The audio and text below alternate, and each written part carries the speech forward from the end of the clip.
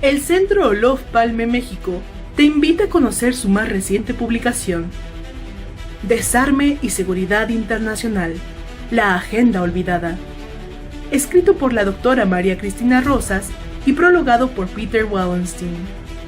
En este volumen podrás leer sobre temas como el concepto de desarme, los costos del desarme, el desarme y la seguridad internacional, las armas de destrucción en masa, biológicas, químicas, nucleares, los grandes sistemas de armas convencionales, las armas de fuego, las minas terrestres antipersona, las municiones en racimo, la inteligencia artificial y las armas letales autónomas, los organismos internacionales y el desarme, los organismos no gubernamentales, la diplomacia ciudadana, las celebridades y el desarme.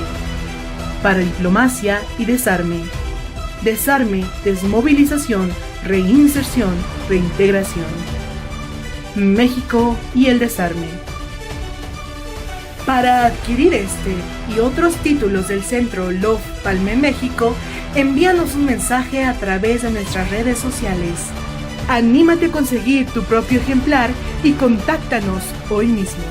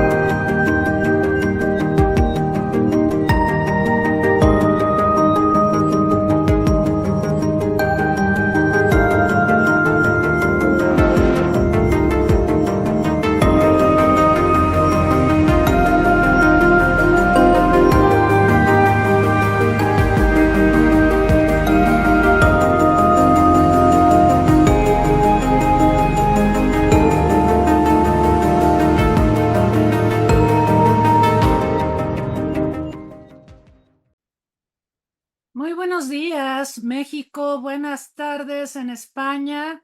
Es un gusto saludarlos, saludarlas por parte del Centro Love Palme en México para poder desarrollar la tercera sesión de este seminario sobre seguridad humana que hemos venido desarrollando en las últimas semanas. Como recordamos, el pasado 7 de julio, la seguridad humana, tal y como fue planteada por el Programa de las Naciones Unidas para el Desarrollo, cumplió 30 años.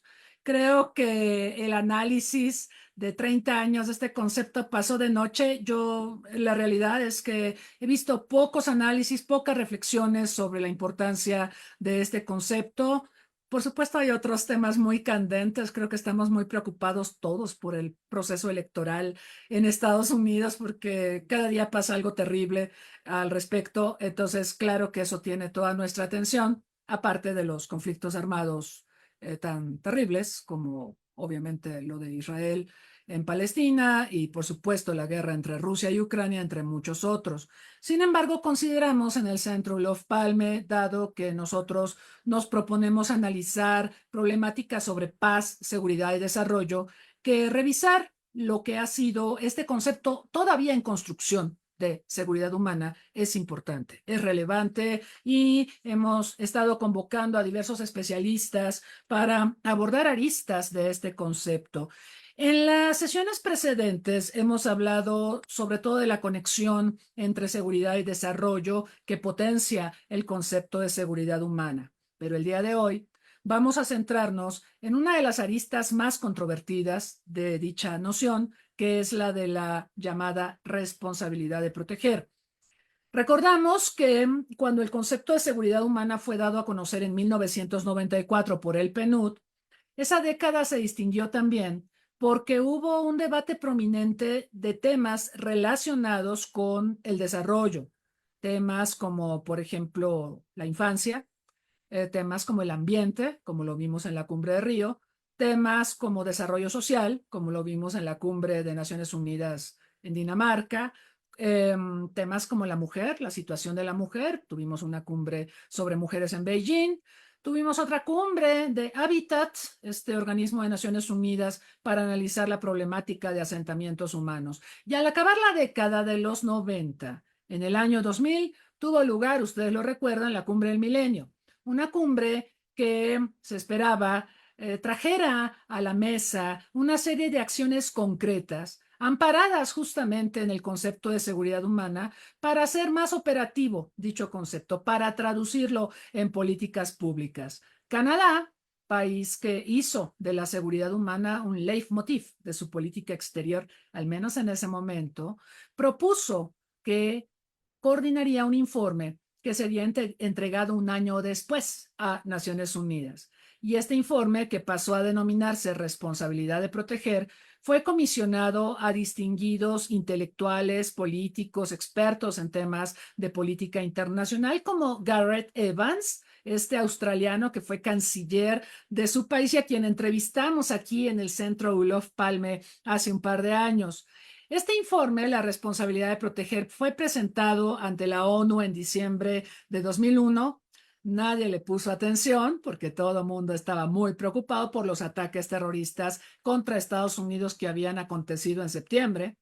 Entonces, responsabilidad de proteger en su momento, en el momento de ver la luz, no fue ampliamente debatido. El debate vino después, porque se supone que responsabilidad de proteger busca convertir en políticas públicas ciertas aristas de la seguridad humana, sobre todo aquellas que buscan proteger a las personas, a las comunidades, a las sociedades de la violencia.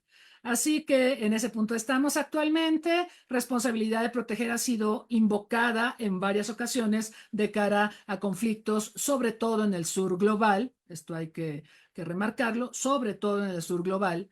Y es un principio adoptado tanto por el Consejo de Seguridad de las Naciones Unidas como por la Asamblea General. ¿Qué tan útil es? ¿Qué tan polémico es? ¿Qué tan legítima es la consigna de la responsabilidad de proteger, de que cuando un país no quiere o no puede proteger a su población, debe intervenir la comunidad internacional para proteger a la población?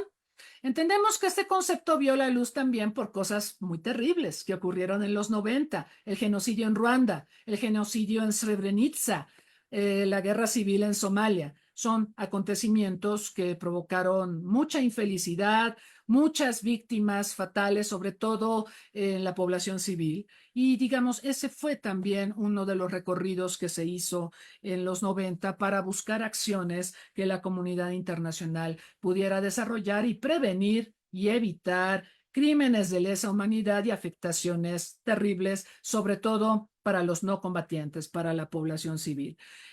Para analizar este tema, y disculpen el largo recorrido, pero creo que es importante porque la primera parte de la seguridad humana la hemos estado analizando en las sesiones precedentes.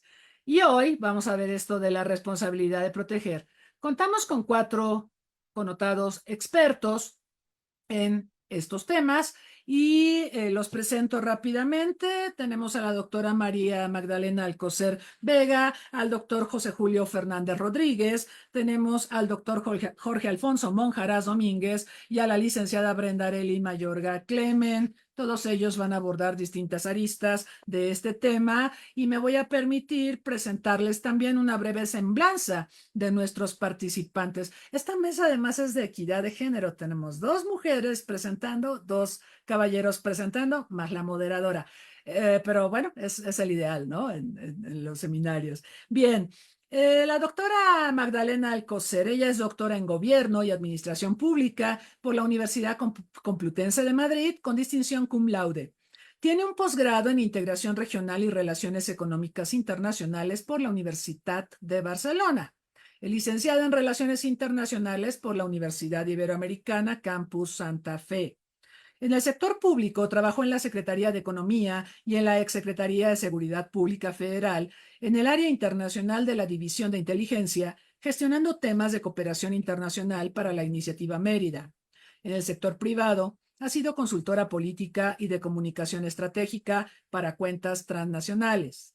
Fue coordinadora de la licenciatura en Inteligencia Estratégica por 7 años, único programa en el país de la Universidad Anáhuac, México, y fue co-coordinadora del Diplomado en Seguridad e Inteligencia Estratégica de la Universidad Anáhuac y la Universidad de Murcia. Fue un programa conjunto. También ella publicó su tesis doctoral en 2019, que se convirtió en libro, que se llama Profesionalización de la Policía Federal, en el marco de la iniciativa Mérida 2009-2012. Ha sido profesora del ITAM, de la Ibero, del INAP, de la Universidad de Murcia y directora de diversas tesis de licenciatura, maestría y doctorado.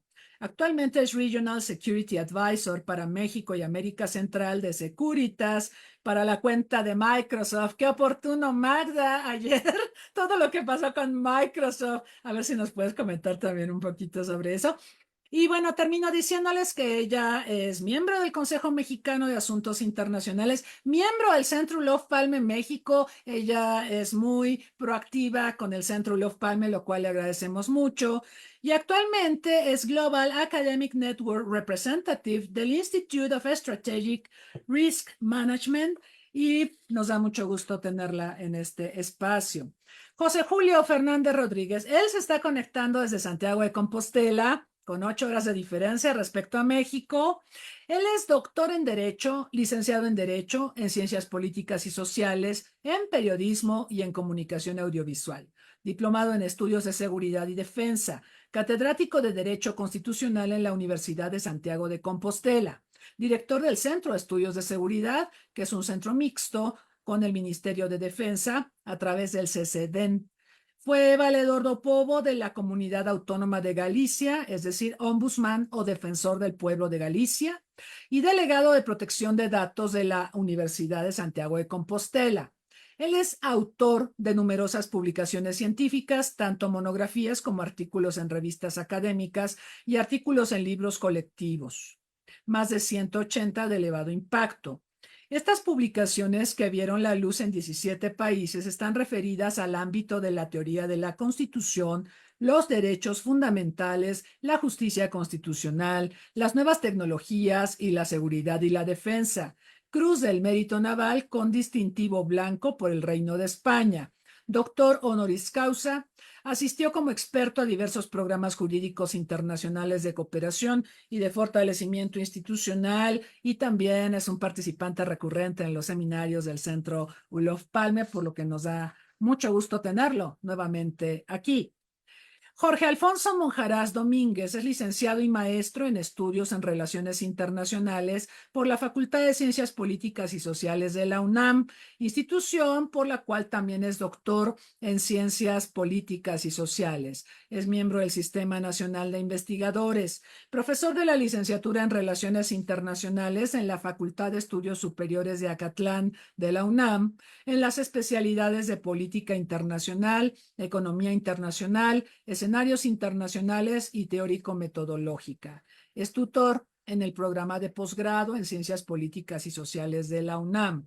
Es profesor en la Maestría de Estudios México-Estados Unidos en la FES Acatlán, donde ha impartido cursos como Sistema Político de Estados Unidos y Procesos de Integración en la Región de América del Norte, Comercio México, Estados Unidos, Canadá, y en la Maestría en Estudios en Relaciones Internacionales imparte los seminarios de investigación. Ha impartido varios cursos de actualización para profesores de licenciatura en la FES Acatlán sobre temas vinculados a problemas económicos y políticos de la realidad internacional contemporánea. Es el coordinador y profesor del Diplomado en Seguridad Nacional e Internacional que se desarrolla en la FES Acatlán de la UNAM. Es parte del claustro de profesores del Diplomado en Análisis Geopolítico que se imparte en el mismo campus, así como del Diplomado Análisis del Terrorismo en el siglo XXI, cuya sede es la Facultad de Ciencias Políticas y Sociales de la UNAM. Participa en distintos proyectos de investigación en los que se debaten asuntos vinculados a la seguridad nacional, seguridad internacional, paz y desarrollo. Sus principales líneas de investigación incluyen seguridad nacional e internacional, terrorismo y bioterrorismo, geopolítica, geoeconomía y seguridad, y relaciones económicas internacionales, temas sobre los que ha presentado ponencias en distintas instituciones en México y en el extranjero, y sobre los que ha escrito distintos trabajos en libros y revistas. Y él es miembro del Centro Olof Palme. Termino presentándoles a Brenda Arely Mayorga Clemen, licenciada en Relaciones Internacionales con mención honorífica, egresada de la Facultad de Ciencias Políticas y Sociales de la UNAM, donde realizó una investigación respecto al uso de los drones en el periodo presidencial de Barack Obama en la guerra contra el terrorismo. También ha sido colaboradora del Centro Olof Palme. Fue ayudante de docencia en diversos cursos en la Facultad de Ciencias Políticas y Sociales, entre ellos Seguridad Nacional y Política Exterior, Organización Internacional, Control de Armamento y Desarme y Sistemas Políticos Comparados. Y ella también es miembro del Centro Olof Palme. Muy bien, pues como pueden ver, tenemos 4 expertos que desahogarán este tema a través de sus reflexiones desde distintas perspectivas, dado que, como pueden ver, en sus formaciones profesionales son muy diversas, lo cual enriquece mucho el debate en estos seminarios. Le quiero recordar también a quienes están aquí en Zoom y a quienes nos están sintonizando en Facebook Live que pueden formular preguntas y comentarios para nuestros expositores. Me permito recordar a cada ponente que tienen entre 15 y 20 minutos máximo, son 4 ponentes, entonces entre 15 y 20 minutos máximo para presentar sus reflexiones, y sin más le voy a pedir a la doctora Magdalena Alcocer que haga uso de la palabra. Bienvenida. Gracias, doctora. Es un gusto estar aquí contigo. Gracias por la invitación del Centro Olof Palme a través de tu persona. Y bueno, voy a permitirme dar algunas reflexiones con relación al tema de la responsabilidad de proteger, que tiene unos antecedentes, como ya lo mencionó la doctora María Cristina Rosas, tras las atrocidades cometidas en Ruanda y Bosnia, obviamente en los años 90, la ONU decidió crear una nueva norma internacional con miras a prevenir futuros crímenes de lesa humanidad. Este compromiso, obviamente, se conoció como la responsabilidad de proteger, o R2P o R2P. Cuestionó, obviamente, la noción de la soberanía del Estado, estableciendo que si una nación no lograba proteger a sus ciudadanos de un daño grave, la comunidad internacional tenía la obligación de intervenir.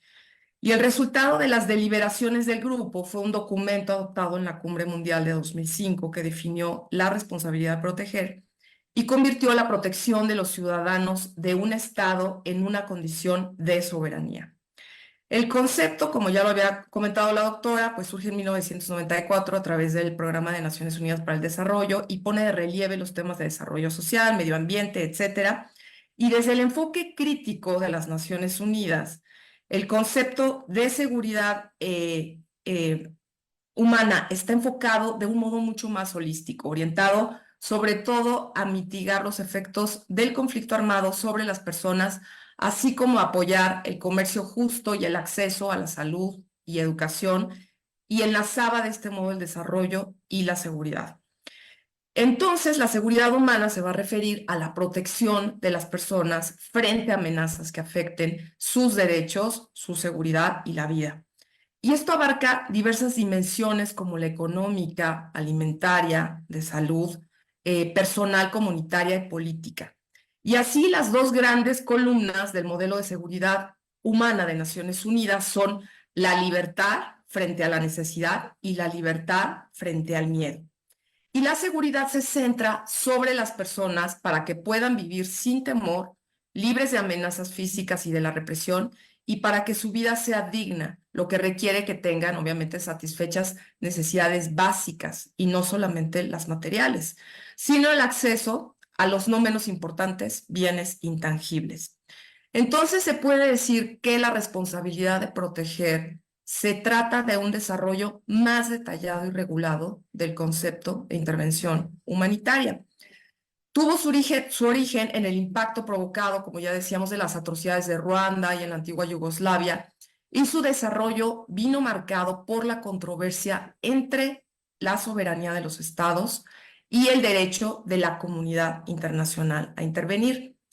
Se establecieron 3 pilares como principio internacional. El primero, responsabilidad de cada estado de proteger a sus poblaciones, es decir, los estados tienen la obligación primordial de garantizar la seguridad y el bienestar de sus ciudadanos. Y esto incluye prevenir el genocidio, los crímenes de guerra, la depuración étnica y los crímenes de lesa humanidad. El segundo pilar se refiere a la responsabilidad de la comunidad internacional de ayudar a los estados a proteger a sus poblaciones. Cuando un estado no pueda cumplir con su deber de protección, entonces la comunidad internacional debe brindar asistencia para prevenir o detener los crímenes. Está el tercer pilar, que se refiere a la responsabilidad de la comunidad internacional de proteger a las poblaciones de un estado cuando éste no puede hacerlo. Si un estado no puede o no quiere proteger a la población, la comunidad internacional debe entonces intervenir de manera colectiva y diplomática, y las medidas militares deben considerarse como un último recurso. En este sentido, la prevención es fundamental en la aplicación de este principio de responsabilidad de proteger, y cualquier acción colectiva internacional debe considerar estas medidas diplomáticas, políticas y humanitarias. Y en el informe de la responsabilidad de proteger de 2001 de la Comisión Internacional sobre Intervención y Soberanía de los Estados, se expresó que la seguridad humana abarca la seguridad de las personas, su seguridad física, su bienestar económico y social, y el respeto a su dignidad y valía como seres humanos y la protección de sus derechos humanos y libertades fundamentales. Y esto respondía a que la adhesión a un concepto demasiado restringido de la seguridad nacional podía ser una de las razones por la que muchos gobiernos gastaban más en defender a sus ciudadanos contra ataques militares indeterminados procedentes del exterior que protegerlos contra contingencias o enemigos omnipresentes como la mala salud y otras amenazas contra la seguridad humana. En 2021, la Asamblea General de la ONU estableció en su sesión plenaria sobre el principio de la responsabilidad de proteger, donde 59 Estados miembros y la Unión Europea hablaron en nombre de 88 países. Es una resolución histórica para la inclusión de la responsabilidad de proteger en la agenda anual de la Asamblea General y la solicitud formal de informes anuales del secretario general sobre el tema. Si observamos algunos de los estudios de caso más representativos, está el caso de Libia en el año 2011, que ha sido sujeto a amplios debates. Estuvo la invocación más notable con este país de este principio, ya que se produjo durante la crisis de Libia cuando la comunidad internacional, bajo los auspicios de la OTAN, intervino para evitar atrocidades inminentes de la dictadura de Gaddafi. Y esta fue la primera vez que se autorizaba una operación militar bajo la doctrina de este principio, con las abstenciones de Rusia y de China en el Consejo de Seguridad de la ONU. Y la acción es citada a menudo como un ejemplo exitoso de la responsabilidad de proteger, aunque los críticos y algunos estudiosos han esgrimido que la OTAN en realidad se amparó en este principio para derrocar el régimen del líder libio, Muammar el-Gaddafi, más que para proteger a la población civil. Y ese mismo año, sin embargo, el Consejo de Seguridad no invocó este principio en Siria, pese al grave sufrimiento infligido a la población civil como consecuencia de la guerra civil en el país. China y Rusia vetaron todo tipo de intervención, lo cual subrayó la dificultad de alcanzar un consenso, sin duda uno de los principales obstáculos de la aplicación de este principio. Algunos argumentan que la intervención fue secuestrada por partidarios del cambio de régimen, mientras que otros sostienen que se tomaron todas las medidas necesarias para prevenir atrocidades y proteger a los civiles. Y el resultado a largo plazo ha sido mucho más complejo. Es decir, la intervención no logró estabilizar al país, Libia se sumió en un estado de conflicto interno y guerra civil, y los grupos armados y las milicias lucharon por el control del país, y el vacío de poder resultante llevó a una situación de inseguridad y de fragmentación política. Se ha esgrimido que la falta de una estrategia clara para la postintervención dejó a Libia en un estado de inestabilidad que persiste hasta el día de hoy. Este caso sigue siendo un punto de referencia crítica en los debates sobre la intervención humanitaria y la responsabilidad internacional y ha influido en cómo la comunidad internacional aborda situaciones similares en el futuro. ¿Qué lecciones deja también el caso de Libia? Algunas de las que se han esgrimido es que debió haber habido una planificación de la postintervención, es decir, es crucial tener un plan detallado para la estabilización y la reconstrucción del país después de una intervención. La falta de una estrategia post-Gaddafi en Libia también llevó a este vacío de poder del que hablábamos y a la inestabilidad. También debe haber un compromiso internacional sostenido, es decir, la intervención debe ser seguida por un compromiso de largo plazo para apoyar, el proceso político y la reconstrucción. La comunidad internacional debe estar preparada para intervenir y para invertir más allá de lo militar con recursos y tiempo para asegurar una transición pacífica. La construcción de las instituciones. Importa construir instituciones que sean democráticas y de gobernanza sólidas que puedan mantener la estabilidad y el orden. También la participación de actores locales, es decir, involucrar actores locales en el proceso de la toma de decisiones para garantizar que la intervención y la reconstrucción sean legítimas y sostenibles en el tiempo. Y obviamente la prevención de conflictos, es decir, el principio también implica la responsabilidad de prevenir. Y la comunidad internacional en este sentido debe ser proactiva en la prevención de conflictos y no solo reactiva en su intervención. Debe haber una evaluación de las consecuencias, una coordinación internacional y obviamente también respeto al derecho internacional.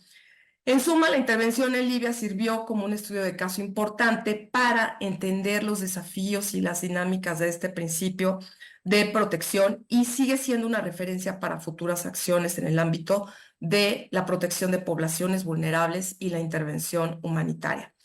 Otro caso emblemático, el de Siria y el de Yemen. En el caso de Siria, la comunidad internacional ha enfrentado críticas por su incapacidad para detener la violencia y las atrocidades cometidas durante la guerra civil que causó gran número de muertes y desplazamiento masivo de personas. La complejidad del conflicto sirio con múltiples actores internacionales y regionales involucrados dificultó la implementación de este principio de protección. Y por otro lado, en Yemen el conflicto resultó en una grave crisis humanitaria con millones de personas necesitadas de asistencia humanitaria y protección.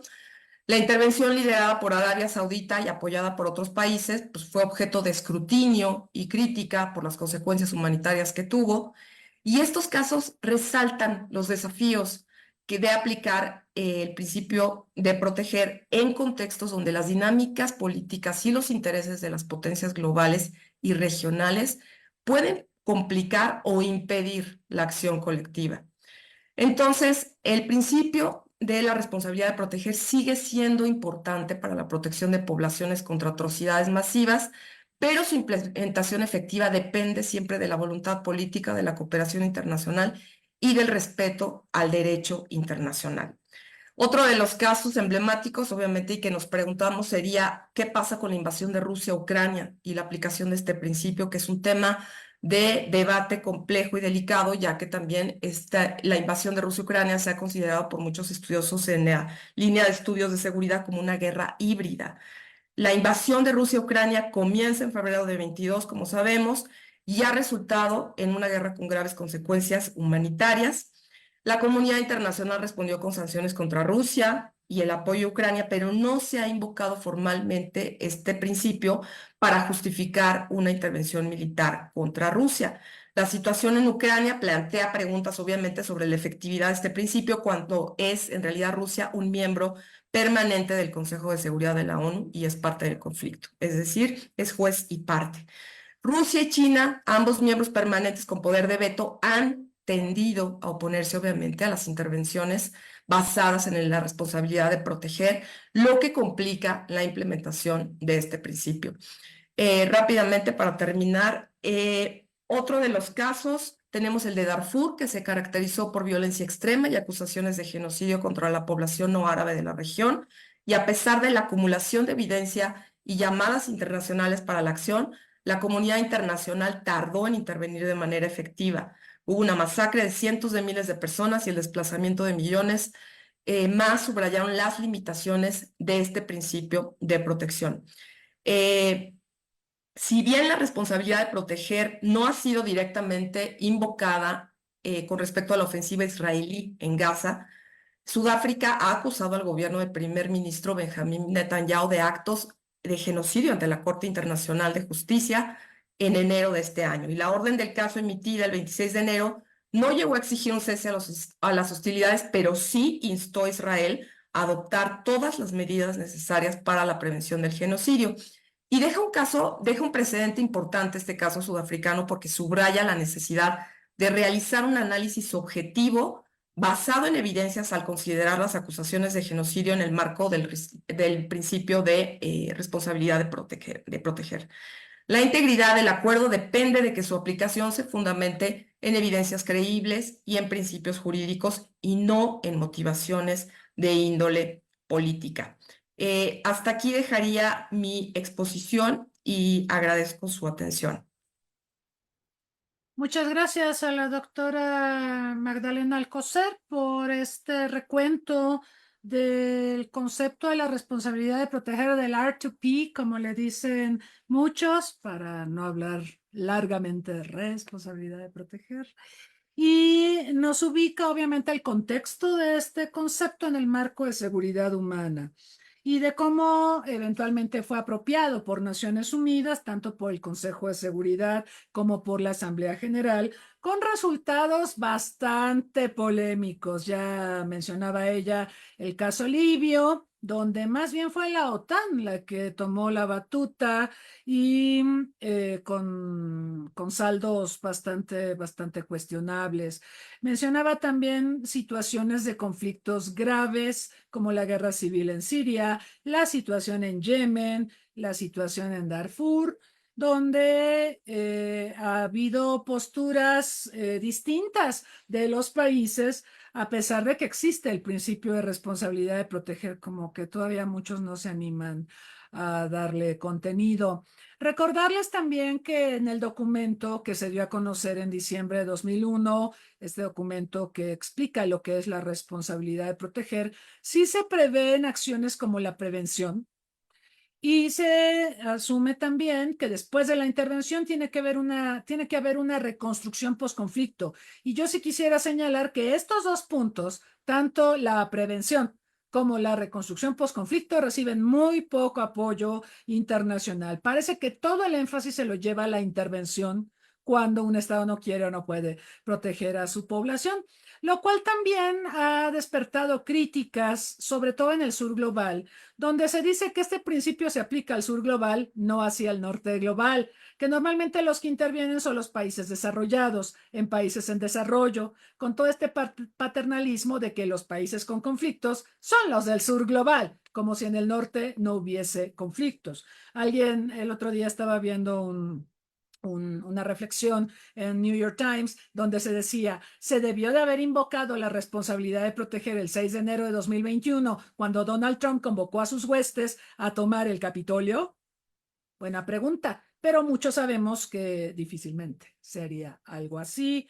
Ya no digamos los casos de China y Rusia, que a mí me parece que sí tienen secuestrado en buena medida al Consejo de Seguridad y lo tienen paralizado para poder en un momento dado darle fuerza a la responsabilidad de proteger, porque como lo explicó muy bien la doctora, prevalecen intereses políticos, no necesariamente los intereses humanitarios o los intereses de proteger a las personas. Esto es muy lamentable, pero pues así es. Y bueno, en este sentido, pues les recordamos a nuestros visitantes aquí en Zoom, a quienes nos van siguiendo en Facebook Live, que pueden, por supuesto, formular sus preguntas y comentarios a nuestros distinguidos invitados. Y ahora vamos a pasar con José Julio. José Julio, que nos va a dar su perspectiva desde Europa, pero también desde su expertise como jurista. José Julio, gracias y bienvenido. Gracias a todos y a todas. Es un placer siempre colaborar con el Centro Love Palme de Ciudad de México y con mi colega y amiga la doctora Rosas, a quien saludo efusivamente desde Santiago de Compostela. Bien, voy a ir directo al grano para no dilatarme, a ver si en 15-20 minutos. Tengo una presentación que yo creo que dura más, pero voy a ir saltando cosas, tranquilos, tranquilos, oyentes. Comparto el PowerPoint. A ver, un momento. Comparto. Aquí está, ¿no? ¿Lo veis? Sí, se ve, sí, creo que se ve. Bueno, entonces yo le he titulado así: el mundo es caótico, tenemos el concepto interesante de seguridad humana y nos vale para este mundo actual el de responsabilidad de proteger. Aquí está la duda. Voy a hablar de tres cosas, La introducción ya la han hecho la profesora Rosas y la profesora Alcocer, o sea que yo no voy a introducir, yo creo que ya he introducido el tema. A partir de ahora voy a hablar de tres cosas. Bueno, directamente, no. La primera de las cosas que voy a hablar, una, es referirme, bueno, esto aún no iba a hablar de esto era para el final, pero bueno, estas cosas que voy a explicar ahora en gran parte están en uno de mis libros publicados recientemente. Aquí lo pongo por si los oyentes o los asistentes pues tienen un interés adicional en seguir mi discurso, pues aquí está este libro publicado en España hace un año. Bien, la primera cosa que quiero reivindicar es una cuestión que a lo mejor llama la atención desde la óptica americana, pero no desde la óptica europea. Reivindico la bondad, lo positivo del PNUD, del Plan de Naciones Unidas para el Desarrollo. Reivindico la bondad, lo positivo del PNUD y de lo que promociona esta Agencia de Naciones Unidas para el Desarrollo, la Agenda 2030, los Objetivos de Desarrollo Sostenible, la erradicación de la pobreza, la lucha contra la desigualdad, trabajar en el desarrollo sostenible, en la gobernanza democrática, en la consolidación de la paz, en la resiliencia climática. ¿Por qué digo esto? Diréis vosotros, obviamente. Bueno, porque si observasteis las elecciones europeas de este último mes, había grupos relevantes muy contrarios a la Agenda 2030 que han obtenido una representación sustancial en el Parlamento Europeo. En el momento preelectoral de Estados Unidos no hay referencias muy directas porque esto se lee todavía más en clave interna, pero sí ya veo una línea de pensamiento, una línea estratégica contraria a estas acciones favorables al compromiso climático o a la Agenda 2030. Entonces, en este foro tan cualificado, pues quería iniciar mi primera idea subrayando la importancia o la bondad del Programa de Naciones Unidas, que tiene un larguísimo recorrido desde el año 49 y llega hasta nosotros con el rutilante deseo de los ODS, que yo creo que es una iniciativa excepcional que intentemos que llegue a buen puerto, aunque hay dificultades. ¿Y por qué digo esto también? Porque ahora estoy trabajando en un proyecto internacional, la profesora Rosas también, de manipulación informativa. Bueno, estos meses precisamente noticias falsas, fake news, he visto muchas referidas a los ODS, a la Agenda 2030. Inaudito, hasta tal punto que Naciones Unidas, el PNUD, está intentando combatir la desinformación que le afecta directamente y ha aprobado pues una serie de medidas, entre ellas una herramienta que os pongo ahí por si queréis echar un vistazo, ¿no? Para tratar de supervisar la manipulación electoral, que ya la ha aplicado en varios países, ahí, por ejemplo, en Honduras, ¿no? La ha aplicado en varios países. Esto demuestra que el propio PNUD es consciente, la propia Agencia de Naciones Unidas es consciente del descrédito que le puede suponer toda la manipulación informativa que gira en torno a los ODS y a la Agenda 2030. Bueno, esta es la primera idea que quería subrayar, un poco colateral, pero yo creo que muy relevante en el tema que ahora nos convoca. Bien, segunda idea, ¿no? El tema de la seguridad humana y el tema de la responsabilidad de proteger, sería la tercera idea. ¿Cómo lo voy a afrontar sucintamente de una forma, intento que llamativa para el oyente? Bueno, desde un análisis de fortalezas, debilidades, oportunidades, amenazas. Vamos a ver cómo valoramos esto desde esta óptica del análisis DAFO, que empleamos en ciencias sociales muchas veces. Bueno, pues rápidamente, primero con seguridad humana, después con responsabilidad de proteger. Bueno, bien, la seguridad humana, este concepto es un concepto ya relativamente asentado, es un concepto que yo personalmente ya lo he escrito, ¿no? Que es necesario para superar las categorías heredadas de la Guerra Fría, que funcionaron bien en su momento, pero ya están anticuadas, y es necesario también para afrontar la heterogeneidad de los retos y amenazas del siglo XXI. Yo creo que la seguridad debe ser integral, como he publicado en el libro ese que os acabo de enseñar, y para ser eficaz frente a este multidimensionalismo de la seguridad del siglo XXI, un concepto adecuado es el de seguridad humana. ¿Por qué? Porque se centra en la protección de las personas, ¿no? En garantizar su bienestar frente a las amenazas que van desde los conflictos armados al cambio climático, desde el ciberterrorismo a los problemas de la pandemia. O sea que, por lo tanto, se persigue actuar a nivel socioeconómico, defensa de la democracia, defensa de los derechos humanos, desde una acción realista. Esto lo retomaré en las conclusiones. Una es, me gusta porque es un concepto que parece basarse en una actuación de realismo político. Sobre esto vuelvo después. Bueno, os pongo ahí, estas son opiniones mías, los oyentes o los asistentes podrán comentar después si están de acuerdo o no. ¿Cuáles son sus fortalezas principales? Esas tres, ¿no? Que permite o que favorece ese enfoque integral y holístico, importante en este mundo caótico y confuso, ver las cosas de una perspectiva más integral. Prioriza los derechos humanos, esto es trascendental, en un mundo cuya lógica es la geopolítica y los intereses socioeconómicos. Es muy bueno tratar de enfatizar categorías que prioricen los derechos humanos. Y puede prevenir conflictos, porque tiene una visión integral, entonces puede actuar en la base de las distintas causas que generan los problemas. Entonces tiene más posibilidad de prevención que otras categorías o otras acciones. Debilidades, ¿no? La vaguedad del concepto, es decir, yo he visto en ese libro, cuando estaba escribiendo el libro ese que os enseñé antes, 6, 7, 8, 15 conceptos diferentes de seguridad humana, en función de los autores, en función de los documentos. Bueno, eso genera vaguedad, que no es malo para delimitar el término, la categoría, no solo jurídica, ¿no? Es una categoría politológica o sociológica. Es mala esa vaguedad. Depende su eficacia de la coordinación multinivel, ¿no? Y multisectorial. Ya sabemos los obstáculos que hay en el Consejo de Seguridad de Naciones Unidas y en otra dinámica geopolítica de realismo político. Y claro, los recursos son limitados, como es una acción integral necesitaría muchos recursos, pero estos son limitados, lo cual dificulta conseguir los objetivos ambiciosos que tiene. Y diluye fronteras entre la seguridad y otros problemas. Esto puede ser disfuncional, puede ser una debilidad cuando hay una situación de inseguridad ciudadana muy acusada, muy militarizada, digámoslo así, ¿no? que diluye estas fronteras. A su vez, oportunidades, ¿no? Pues desarrollar políticas integrales de acuerdo con esa visión multisectorial.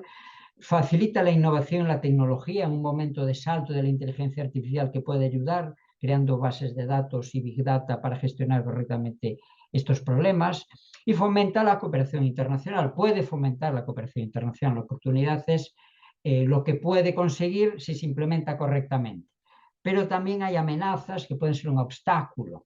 Obviamente la resistencia política y cultural, como estamos viendo, como hemos visto en los últimos 30 años, que dificulta la aplicación, como en parte ha comentado también la profesora Alcocer, ¿no? Y las desigualdades globales, norte-sur, este-oeste, los ejes de fricción geopolítica que existen, pues son un obstáculo para poder implementar con mayor conciencia pues la seguridad humana y la amenaza de los problemas globales emergentes, ¿no? Del cambio climático, de las pandemias, de la superpoblación. Esto es un obstáculo. Por lo tanto, tras este análisis objetivo DAFO de la seguridad humana, ¿cuál sería la recapitulación? Acabando la segunda parte antes de ir a la responsabilidad de proteger. Pues podemos valorar que la seguridad humana ofrece una visión amplia y comprensiva de la protección de las personas. Bien, se pone énfasis, está bien, en los derechos y necesidades de esas personas, pero su implementación se enfrenta a desafíos significativos por ese concepto amplio, por los problemas de la coordinación multisectorial. Por lo tanto, para tratar de superar estos obstáculos, pues hay que enfatizar la innovación tecnológica, la cooperación internacional, y solo así, superando esas amenazas y asumiendo las oportunidades, la seguridad humana puede contribuir significativamente pues, a la paz y a la estabilidad globales. Si no somos capaces de superar esas amenazas y conseguir esas oportunidades, no será un concepto útil para el progreso de la humanidad. Bien, ¿y qué pasa? Tercera y última idea antes de la conclusión. ¿Qué pasa con la responsabilidad de proteger? Que es una categoría jurídica más específica, ojo, ¿no? Más específica. Es, digamos, un principio normativo internacional ya vinculante, ya establecido claramente desde el año 2005 por Naciones Unidas, que básicamente lo que dice una cosa relativamente sencilla, es la aplicación de lo que se llama jurídicamente el principio de subsidiariedad. No quiero entrar en temas jurídicos para no ser prosaico ante una audiencia heterogénea como sé que está habiendo en estos momentos, ¿no? Lo que hace es establecer que los estados tienen responsabilidad jurídica específica para proteger a su población frente a los 4 grandes delitos de derecho internacional humanitario, que son el genocidio, los crímenes de guerra, la limpieza étnica y los crímenes de lesa humanidad, ¿no? Esas son las 4 categorías que ahora no voy a entrar, de delitos, digamos, internacionales ligados con el derecho internacional humanitario. Bien, si no lo hacen, si los estados no protegen a su ciudadanía frente a esos 4 problemas, digámoslo así, entonces la comunidad internacional puede sustituir, ¿no? Sustituir la acción del Estado e intervenir, ¿no? Desde la prevención pues, hasta la intervención militar, digámoslo así. Bien, o sea que es un concepto jurídico denso y un concepto jurídico muy delimitado, así como la seguridad humana es un poco evanescente, la responsabilidad de proteger está muy delimitado ya. Bien, análisis DAFO. ¿Qué fortalezas vemos? Bueno, sin duda alguna, el fundamento moral y legal que está detrás, ¿no? Idealista, es una categoría idealista, eso es positivo, ¿no? Es positivo su propia finalidad, prevenir atrocidades, esos 4 tipos de delitos, obviamente, ¿no? Y es positivo que es un marco de acción integral, como os pongo ahí, ¿no? Os pongo ahí no solo prevenir, también reaccionar, también reconstruir. Es un marco de acción integral que es positivo para afrontar esos problemas multisectoriales que hoy en día os dije que existen. Debilidades, pues la aplicación inconsistente, ¿no? Por no decir otra cosa, ¿no? La aplicación inconsistente, unos casos sí, otros casos no, y unos casos sí, pero depende, ¿no? Al lado de la aplicación inconsistente, la capacidad de acción limitada. ¿Limitada por qué? Por el Consejo de Seguridad, por las razones geopolíticas, porque no hay intereses en la misma línea en la comunidad internacional. ¿Por qué? Porque prima no los derechos humanos, como dije antes, prima la geopolítica y los intereses economicistas, ¿no? Y la tensión con la soberanía nacional, ¿no? Genera resistencias, obviamente, allí donde se debate aplicarla o no aplicarla, pues genera obviamente resistencias. ¿Qué oportunidades ofrece? Sin duda alguna, fortalecer el derecho internacional, fortalecer los aspectos de hard law del derecho internacional. Derecho internacional, no quiero hablar de derecho, pero algo tengo que decir, ¿eh? El derecho internacional se basa tradicionalmente en el soft law, que las normas se aplican si voluntariamente se aplican.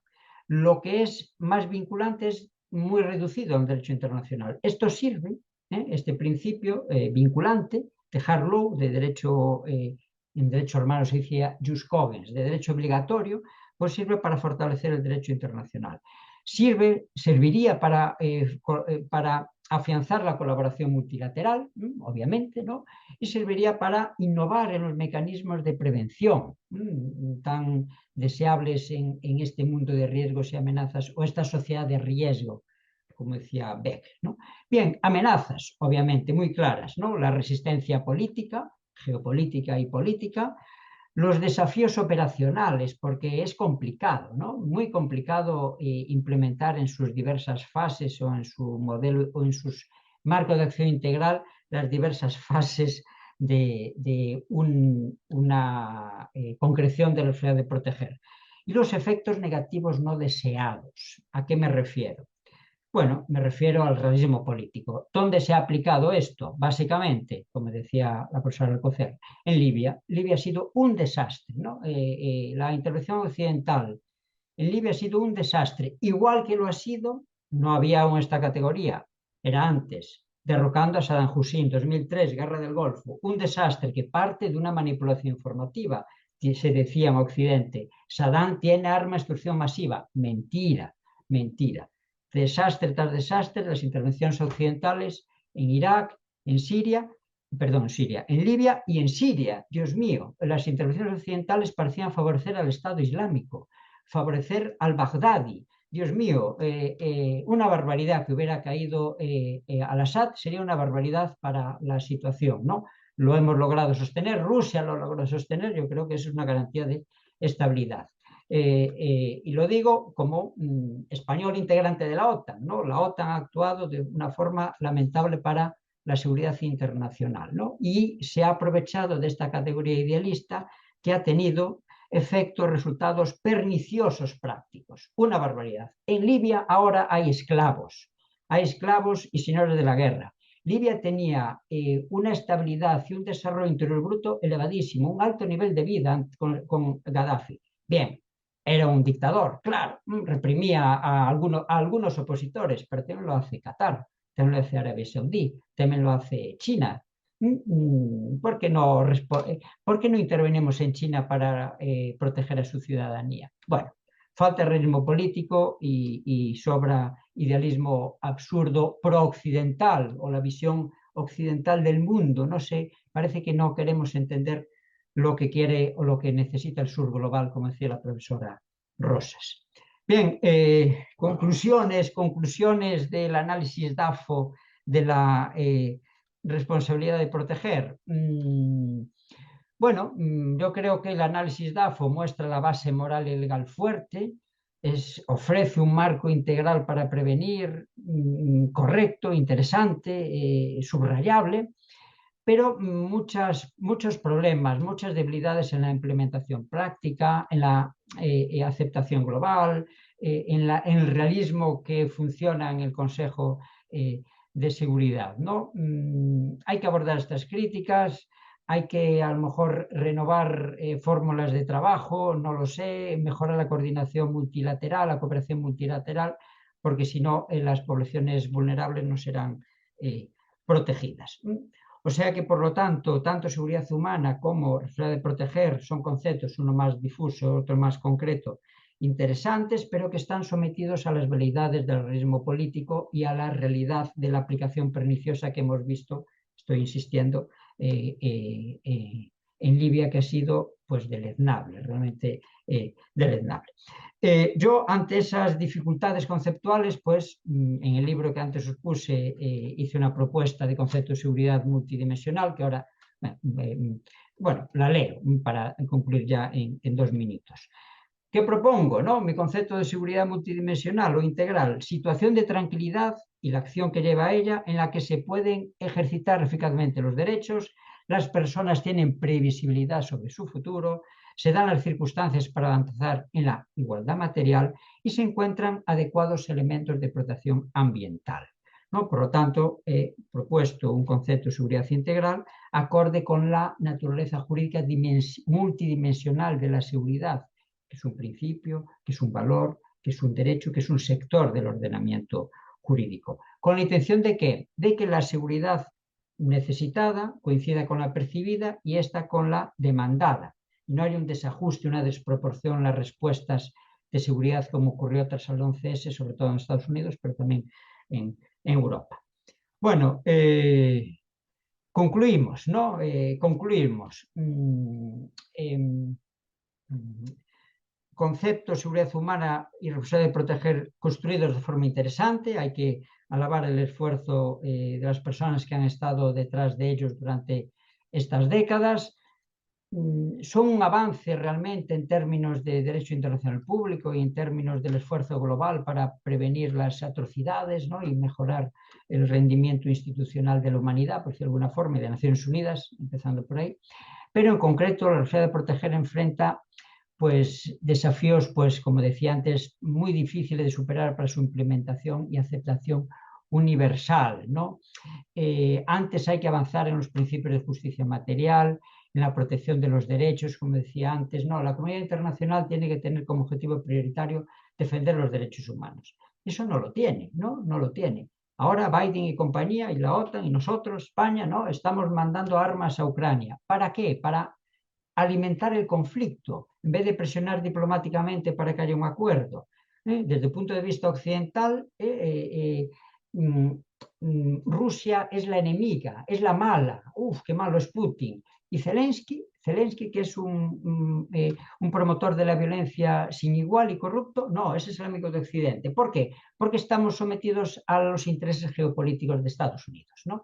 Estoy hablando ahora desde el punto de vista europeo. Europa, que siempre ha buscado la diplomacia y la defensa de los derechos humanos, pues se ve seducida, empezando por von Leyen, la presidenta de la Comisión, pues por la lógica armamentista de gatillo fácil y pistola rápida de los norteamericanos, ¿no? Pues así estamos, sufriendo. ¿Y quién sufre al final? La población ucraniana y la población rusa, que están secuestradas por los intereses geopolíticos de los dos bloques. Bueno, ojalá hubiera más seguridad humana en el conflicto ucraniano, ojalá hubiera más responsabilidad de proteger en el conflicto ucraniano, pero aplicada de una forma transparente, leal y no unilateral, claro. Bien, muchas gracias. Quedo a vuestra disposición para lo que podáis estimar oportuno. Gracias. Muchas gracias a José Julio por esta presentación, amena presentación, tengo que decir, donde toca puntos torales. Primero, la importancia del PNUD, ¿sí? Que desafortunadamente, por no ser una entidad que gestione temas de seguridad en el seno de Naciones Unidas, posiblemente no tiene la visibilidad que tiene el Consejo de Seguridad, ¿no? Pero esto no resta su importancia. El PNUD, ustedes saben, nació en los 60, en una década proclamada por Naciones Unidas como la década del desarrollo, que seguimos esperando que se produzca. Hace mucho que se habla de desarrollo, pero la realidad es que ha habido muchos fallos en estas agendas. Mencionó que bueno que lo hizo el tema de las noticias falsas, que es una verdadera pesadilla para todos porque prácticamente vamos a encontrar noticias falsas sobre cualquier tema. Yo creo que en pandemia sí prevalecieron las noticias falsas referidas a la enfermedad, a los tratamientos, etcétera, pero ahora vemos noticias falsas por todos lados. Y José Julio también se refirió a las noticias falsas que llevaron a hacer la intervención de Estados Unidos en Irak el 20 de marzo de 2003, conforme a la narrativa de que había armas prohibidas en manos de Saddam. Entonces, esto no es nuevo, pero el problema es que se ha acentuado mucho en los últimos años. Así que la manipulación informativa es algo a considerar. Ahora, pues, organismos internacionales tendrán que invertir una partida presupuestal para tratar de combatir la desinformación. Y bueno, respecto a la responsabilidad de proteger, nos habla de sus fortalezas, de sus debilidades. De las debilidades, creo que es muy importante esto de la aplicación inconsistente. Ya lo mencionábamos, en algunos casos se aplica, en otros no. La capacidad de acción es limitada. Yo añadiría que también hay un problema presupuestal, porque a la hora de intervenir fluyen recursos, pero para la construcción postconflicto o la reconstrucción postconflicto ya no hay recursos. Ese es el problema que tiene la construcción de la paz. En este sentido, pues habrá que ponderar también el tema de los dineros. Y muy interesante su propuesta de seguridad multidimensional para el abordaje de estas problemáticas. Le recuerdo a nuestro amable público que pueden formular preguntas y comentarios para nuestros ponentes. Ya estamos recibiendo algunas. Y sin más, le voy a pedir a Jorge Alfonso Monjarás que haga uso de la palabra. Bienvenido. Muchas gracias, muy buenos días a todos. Gracias, doctora Rosas, por la invitación a participar en este seminario. Agradezco también pues a la doctora Alcocer, al doctor Fernández, porque curiosamente algunas de las cosas que ellos abordaron me van a permitir irme un poco más rápido a propósito de la preocupación del doctor Fernández, que a veces cuando traemos algunas presentaciones siempre el tiempo nos come, ¿no? Se nos viene encima. Entonces, bueno, trataré de irme lo más rápido que pueda, precisamente para abrir la posibilidad de de avanzar sobre algunos temas que seguramente estarán presentes en la mesa. De entrada, bueno, titulé a la presentación que voy a realizar ahora mismo, la responsabilidad de proteger alcances y efectos. Y me quisiera ir un poco más atrás, de lo que algunos, bueno, de lo que ya señalaron quienes me antecedieron, en el sentido de que en la década de los 90, que es el momento en el cual, pues, se centra o vemos un cambio en el sistema internacional. Específicamente se hablaba de la idea de un nuevo orden mundial que fue planteado por el presidente Bush precisamente en su discurso del Estado de la Unión del 29 de enero del 91, donde haciendo pues énfasis en este internacionalismo liberal que inauguraba Estados Unidos en aquel momento, se comenzó a hablar precisamente de un futuro donde la humanidad pudiera alcanzar un conjunto de aspiraciones universales como la paz, la seguridad, la libertad y el imperio de la ley. Entusiasmados un poco por esa situación bueno, haciendo eco de este llamado del presidente Bush, la Organización de las Naciones Unidas, a través del Programa de las Naciones Unidas para el Desarrollo, en su informe del 94, lanza el concepto de seguridad humana, del cual ya se habló anteriormente, y que centra su mirada precisamente en los seres humanos y sus preocupaciones antes que en la seguridad del Estado, que era pues lo que primaba hasta ese momento. Esa seguridad pues se concentra en tratar de resolver algunas de las dificultades que tienen las personas en materia económica, política, en materia personal, alimentaria, en materia sanitaria, comunitaria y en materia medioambiental. Siguiendo con este tema, bueno, la relación entre esta agenda que es tan amplia, que es tan ambiciosa y a la vez tan vaga, como decía el doctor Fernández, tenemos un hecho o se presenta un hecho que abre la puerta al debate de la responsabilidad de proteger. El 24 de marzo del 99, la Organización del Tratado del Atlántico Norte inicia una operación militar en Kosovo sin el respaldo de la Organización de las Naciones Unidas en respuesta, dice la OTAN, a la crisis humanitaria y a la limpieza étnica que estaba realizando Milosevic en aquel momento. Y desde ese punto histórico, pues comienza el desarrollo precisamente de este concepto tan importante que nos tiene un poco acá, donde precisamente pues el secretario general de la Organización de las Naciones Unidas, Kofi Annan, comienza a hablar precisamente de la necesidad de debatir el tema de la intervención humanitaria para detener violaciones sistemáticas y graves a los derechos humanos que causan pues terribles daños sobre las personas. El tema, como ya también lo decía en algún momento la doctora Rosas, fue pues haciendo eco y progresivamente en el informe del milenio del año 2000 se comienza pues debatir de manera mucho más profunda este concepto tan importante, donde se ponen en la balanza pues de un lado las voces críticas y del otro lado las voces que apoyan al concepto, y elementalmente lo que se dice en esta reunión es que bueno, la pregunta que diríamos está en el fondo de la reunión es cómo debemos responder a situaciones como las de Ruanda o las situaciones en la antigua Yugoslavia, donde pues estamos visualizando violaciones graves y sistemáticas a los derechos humanos que desde luego transgreden los principios de la humanidad, ¿verdad? Y a partir de esto, bueno, Canadá, como también creo que ya lo decía la doctora Rosas, haciendo eco del llamado de las Naciones Unidas, convoca a la Comisión Internacional sobre Intervención y Soberanía de los Estados, financiada por el entonces primer ministro Jean Chrétien, para resolver las preguntas jurídicas, morales, operacionales y políticas incluidas en este debate, encabezado por Gareth Evans y Mohamed Chanoun, quienes lideran precisamente la labor de esta comisión. Este informe, el informe de esta comisión, pues es presentado en diciembre del año 2001, y en septiembre de 2003, el secretario Annan anuncia la creación del grupo de alto nivel sobre las amenazas, los desafíos y el cambio, que en el 2004 presenta el informe Un Mundo Más Seguro, la responsabilidad que compartimos.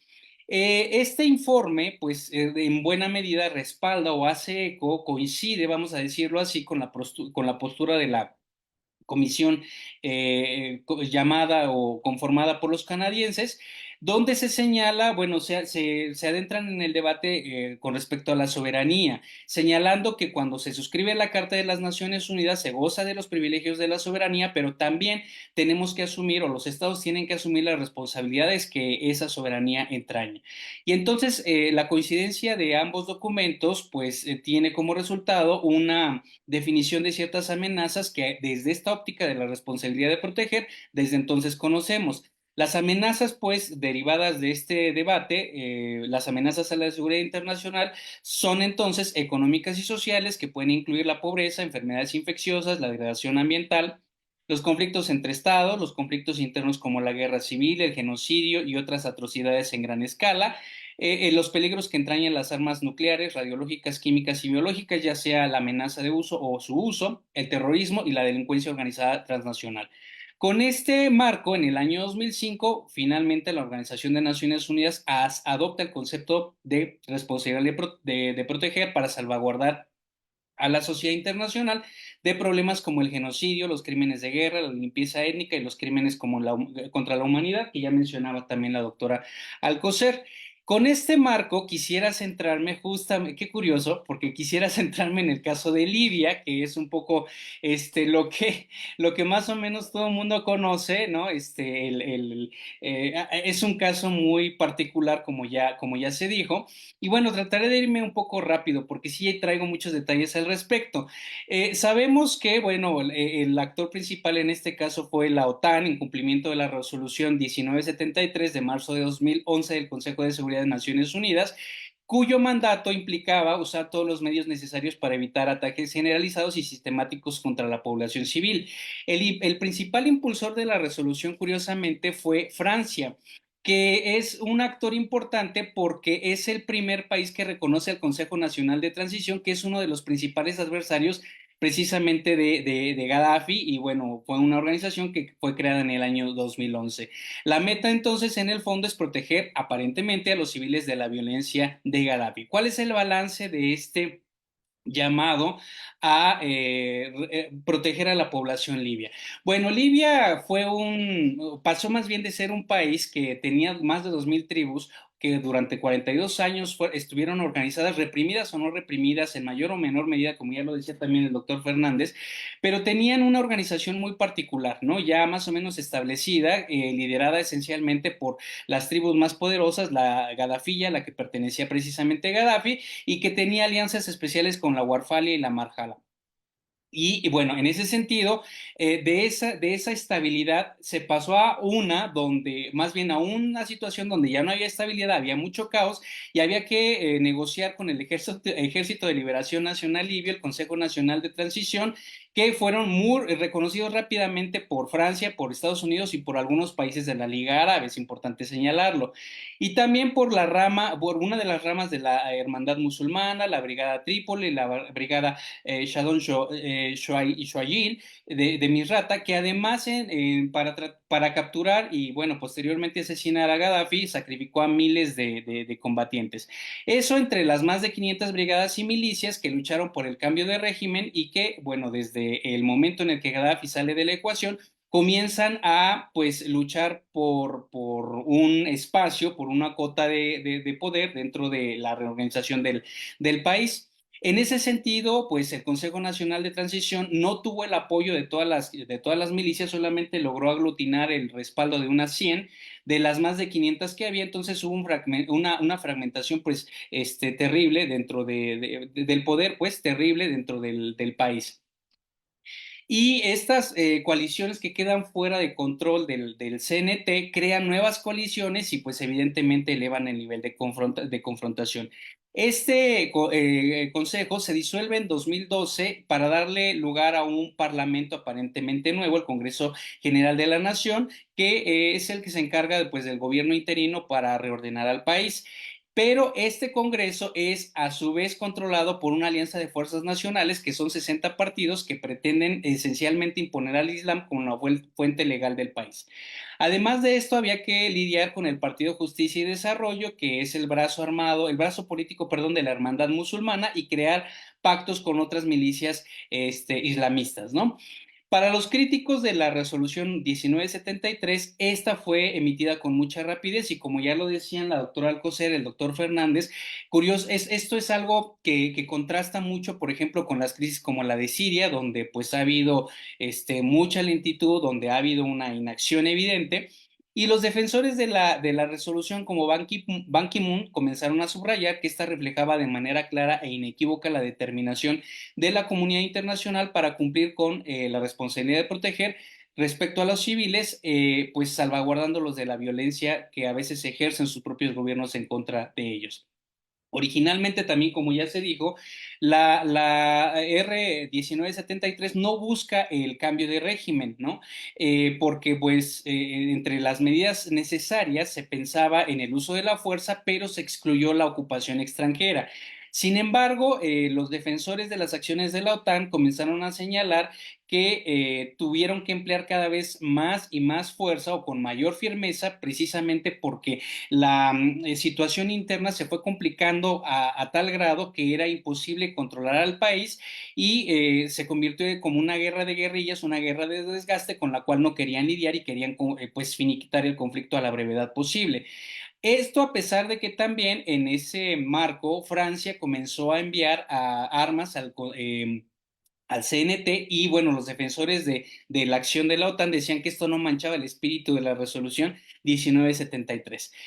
La realidad es que en Libia ocurrió todo lo contrario a lo que la resolución 1973 buscaba. Las distintas milicias y las brigadas han sido apoyadas en distintos momentos, entre otros países, por Estados Unidos, por Francia, por Reino Unido, por Turquía, por Qatar, por Egipto, por Emiratos Árabes Unidos, entre otros actores que incluso los doctores Alcocer y Fernández pues ya señalaron.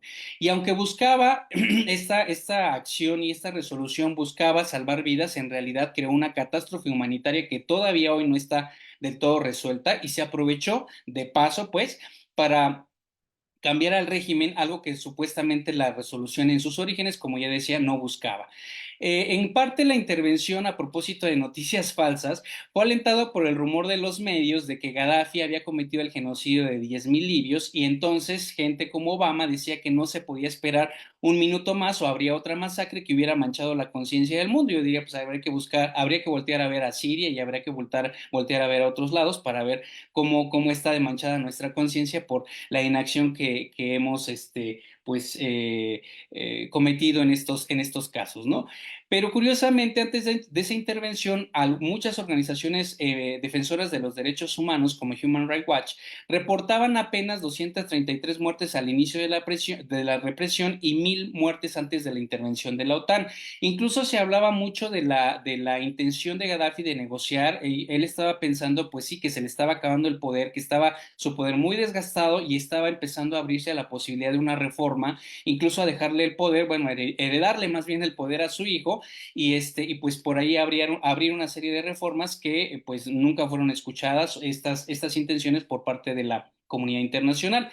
Y bueno, contrastando con esto, una vez que la intervención de la OTAN pues se ejecuta, los bombardeos pues causan más de 30.000 muertes entre el 19 de marzo y el 31 de octubre, que es cuando termina pues la misión, y genera una crisis inmediata de refugiados de casi 500.000 de personas. Entonces, además de esto, pues se envalentonan a los rebeldes, se atiza la guerra civil en la cual se sumió el país por lo menos los 10 años siguientes.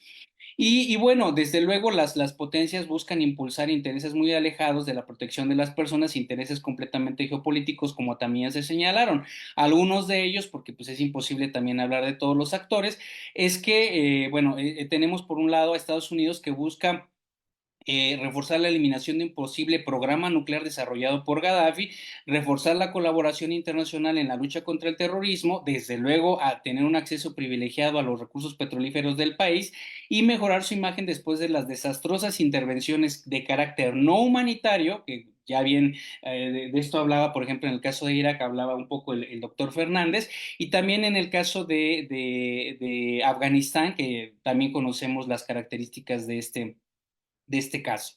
Y desde luego recuperar su prestigio ante la pasividad de Washington frente a la primavera árabe.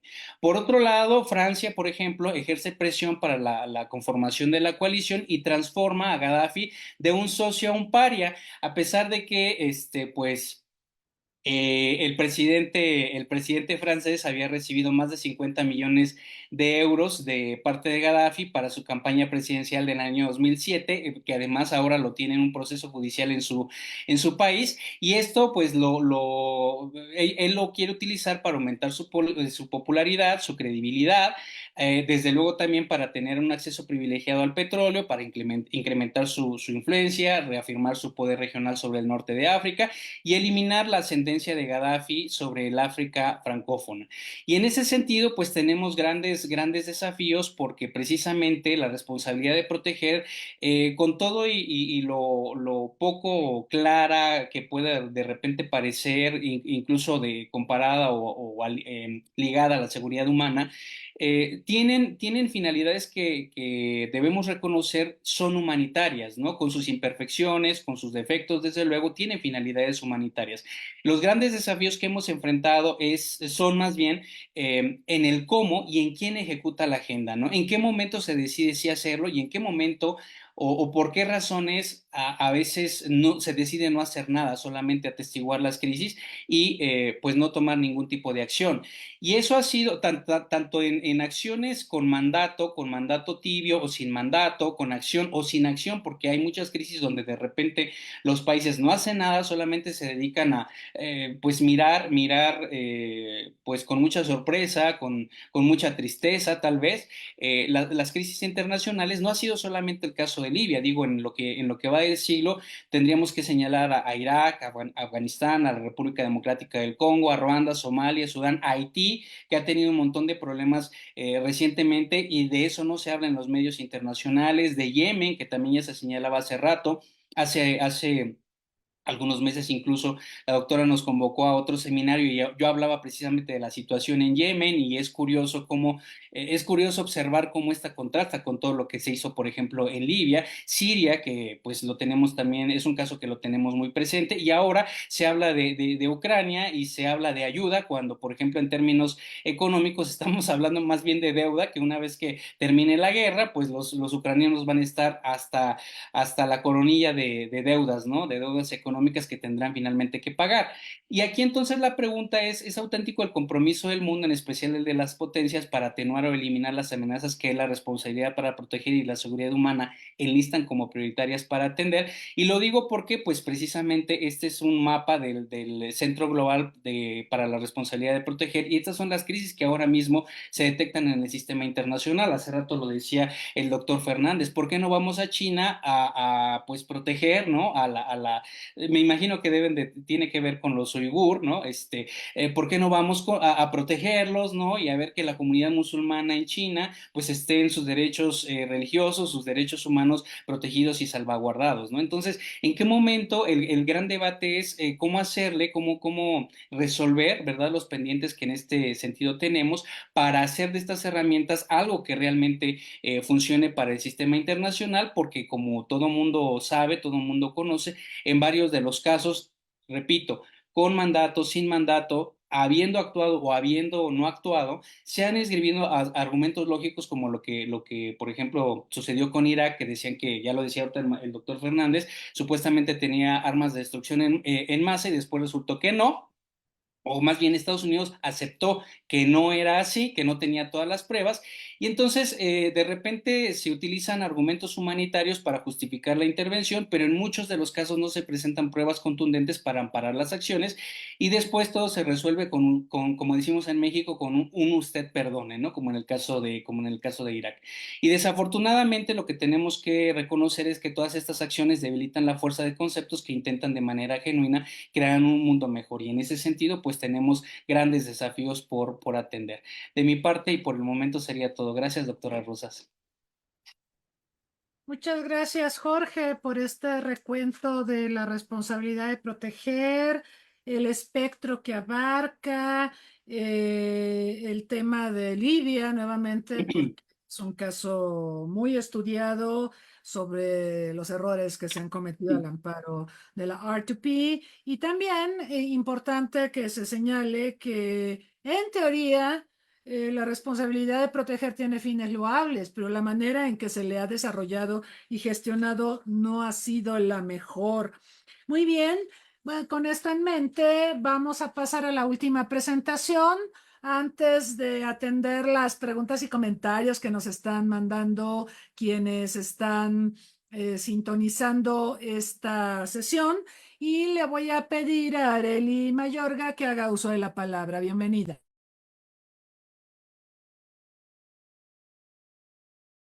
Bueno, primero que nada, muchas gracias a la doctora Rosa por haberme invitado aquí a este seminario y también a mis otros compañeros ponentes por compartir la mesa conmigo.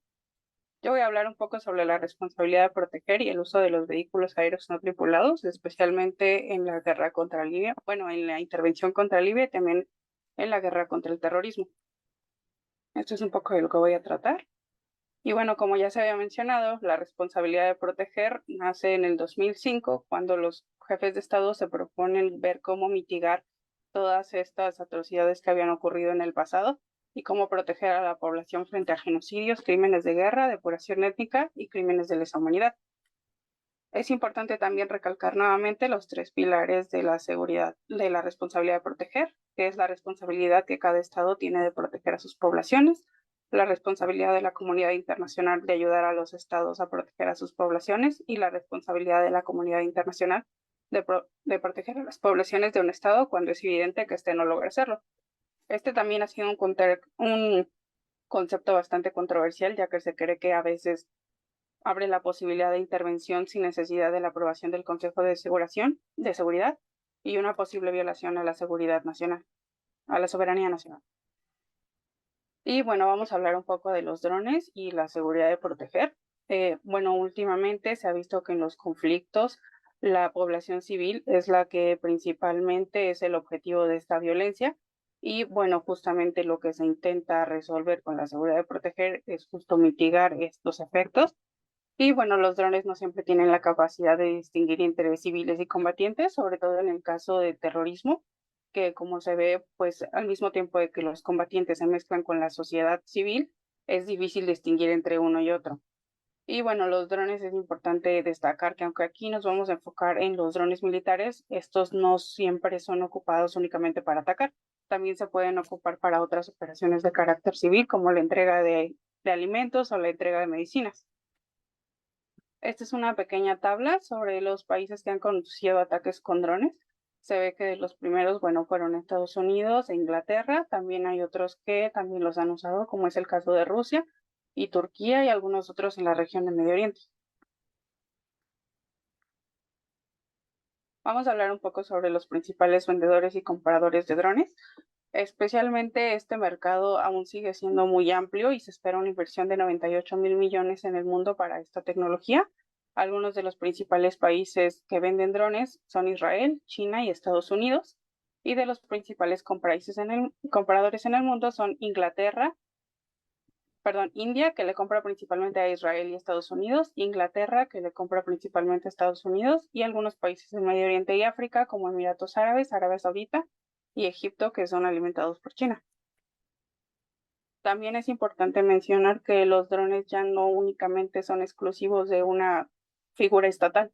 También se han dado casos de drones que han sido utilizados como usos duales. Uno de los principales pues, es ISIS, quien ha recuperado ciertos drones para ataques explosivos y monitorear a sus enemigos. Y también en el caso mexicano se ha dado la conversión de drones civiles con el cártel Jalisco Nueva Generación para los ataques con balínicos. Bueno, ya se ha hablado mucho de Libia por los anteriores ponentes y bueno, este es un escenario complejo en donde ha habido varios actores involucrados y efectivamente se utilizó la responsabilidad de proteger como medio para intervenir en el derrocamiento de Gaddafi.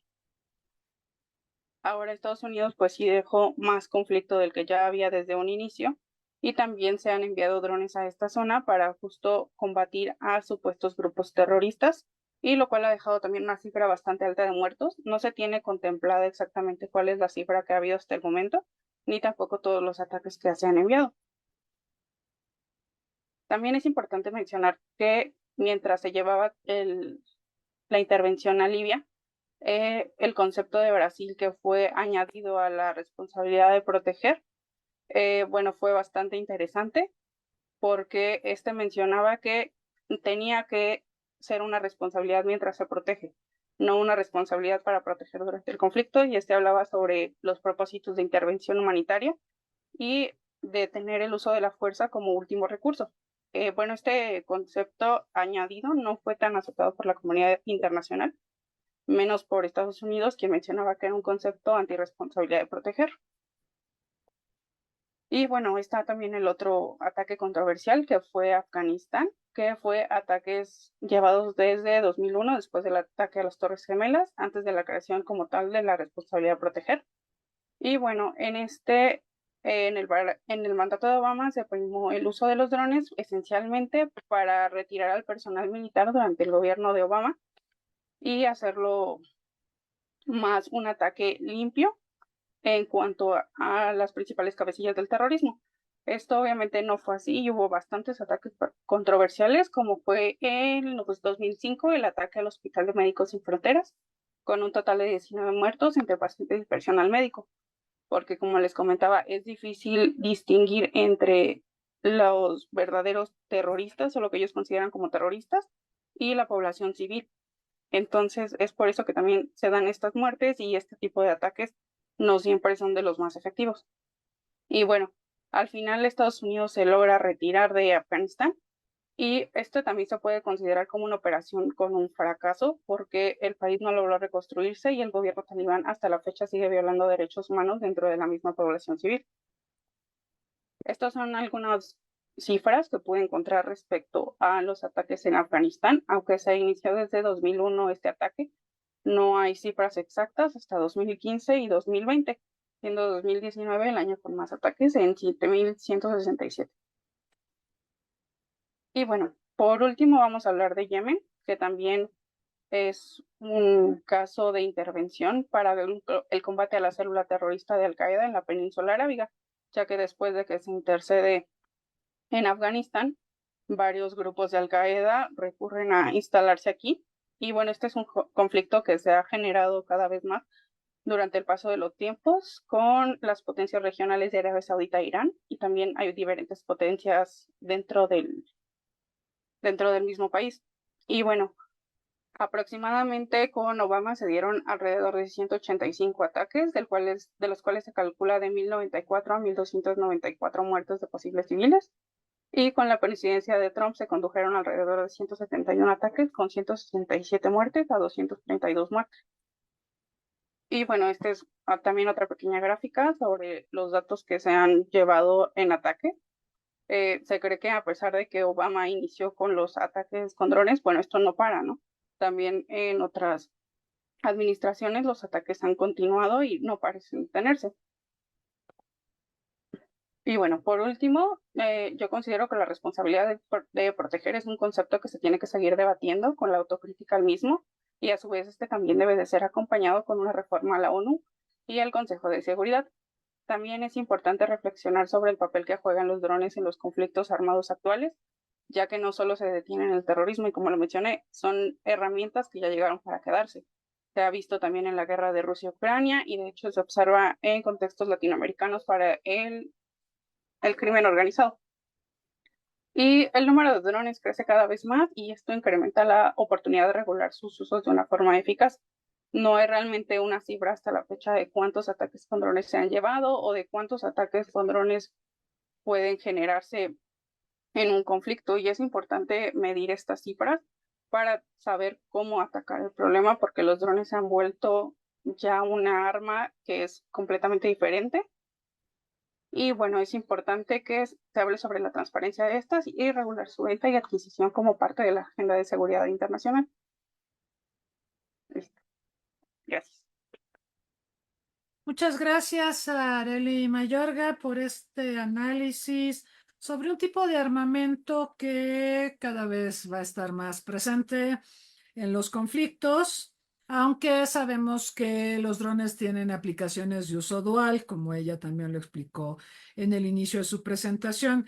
El tema de los usos bélicos de los vehículos aéreos no tripulados y sobre todo de los efectos indiscriminados, que ese es un tema del derecho internacional. También sabemos que hay una convención en 1980 sobre armas convencionales y sobre aquellas que tienen efectos que no discriminan entre combatientes y civiles, que fue la pauta justamente para la Convención sobre las municiones en racimo y también para la de las minas antipersona, que quizá podría servir para documentar un poco más y reglamentar un poco más el uso de los VANT o de los drones.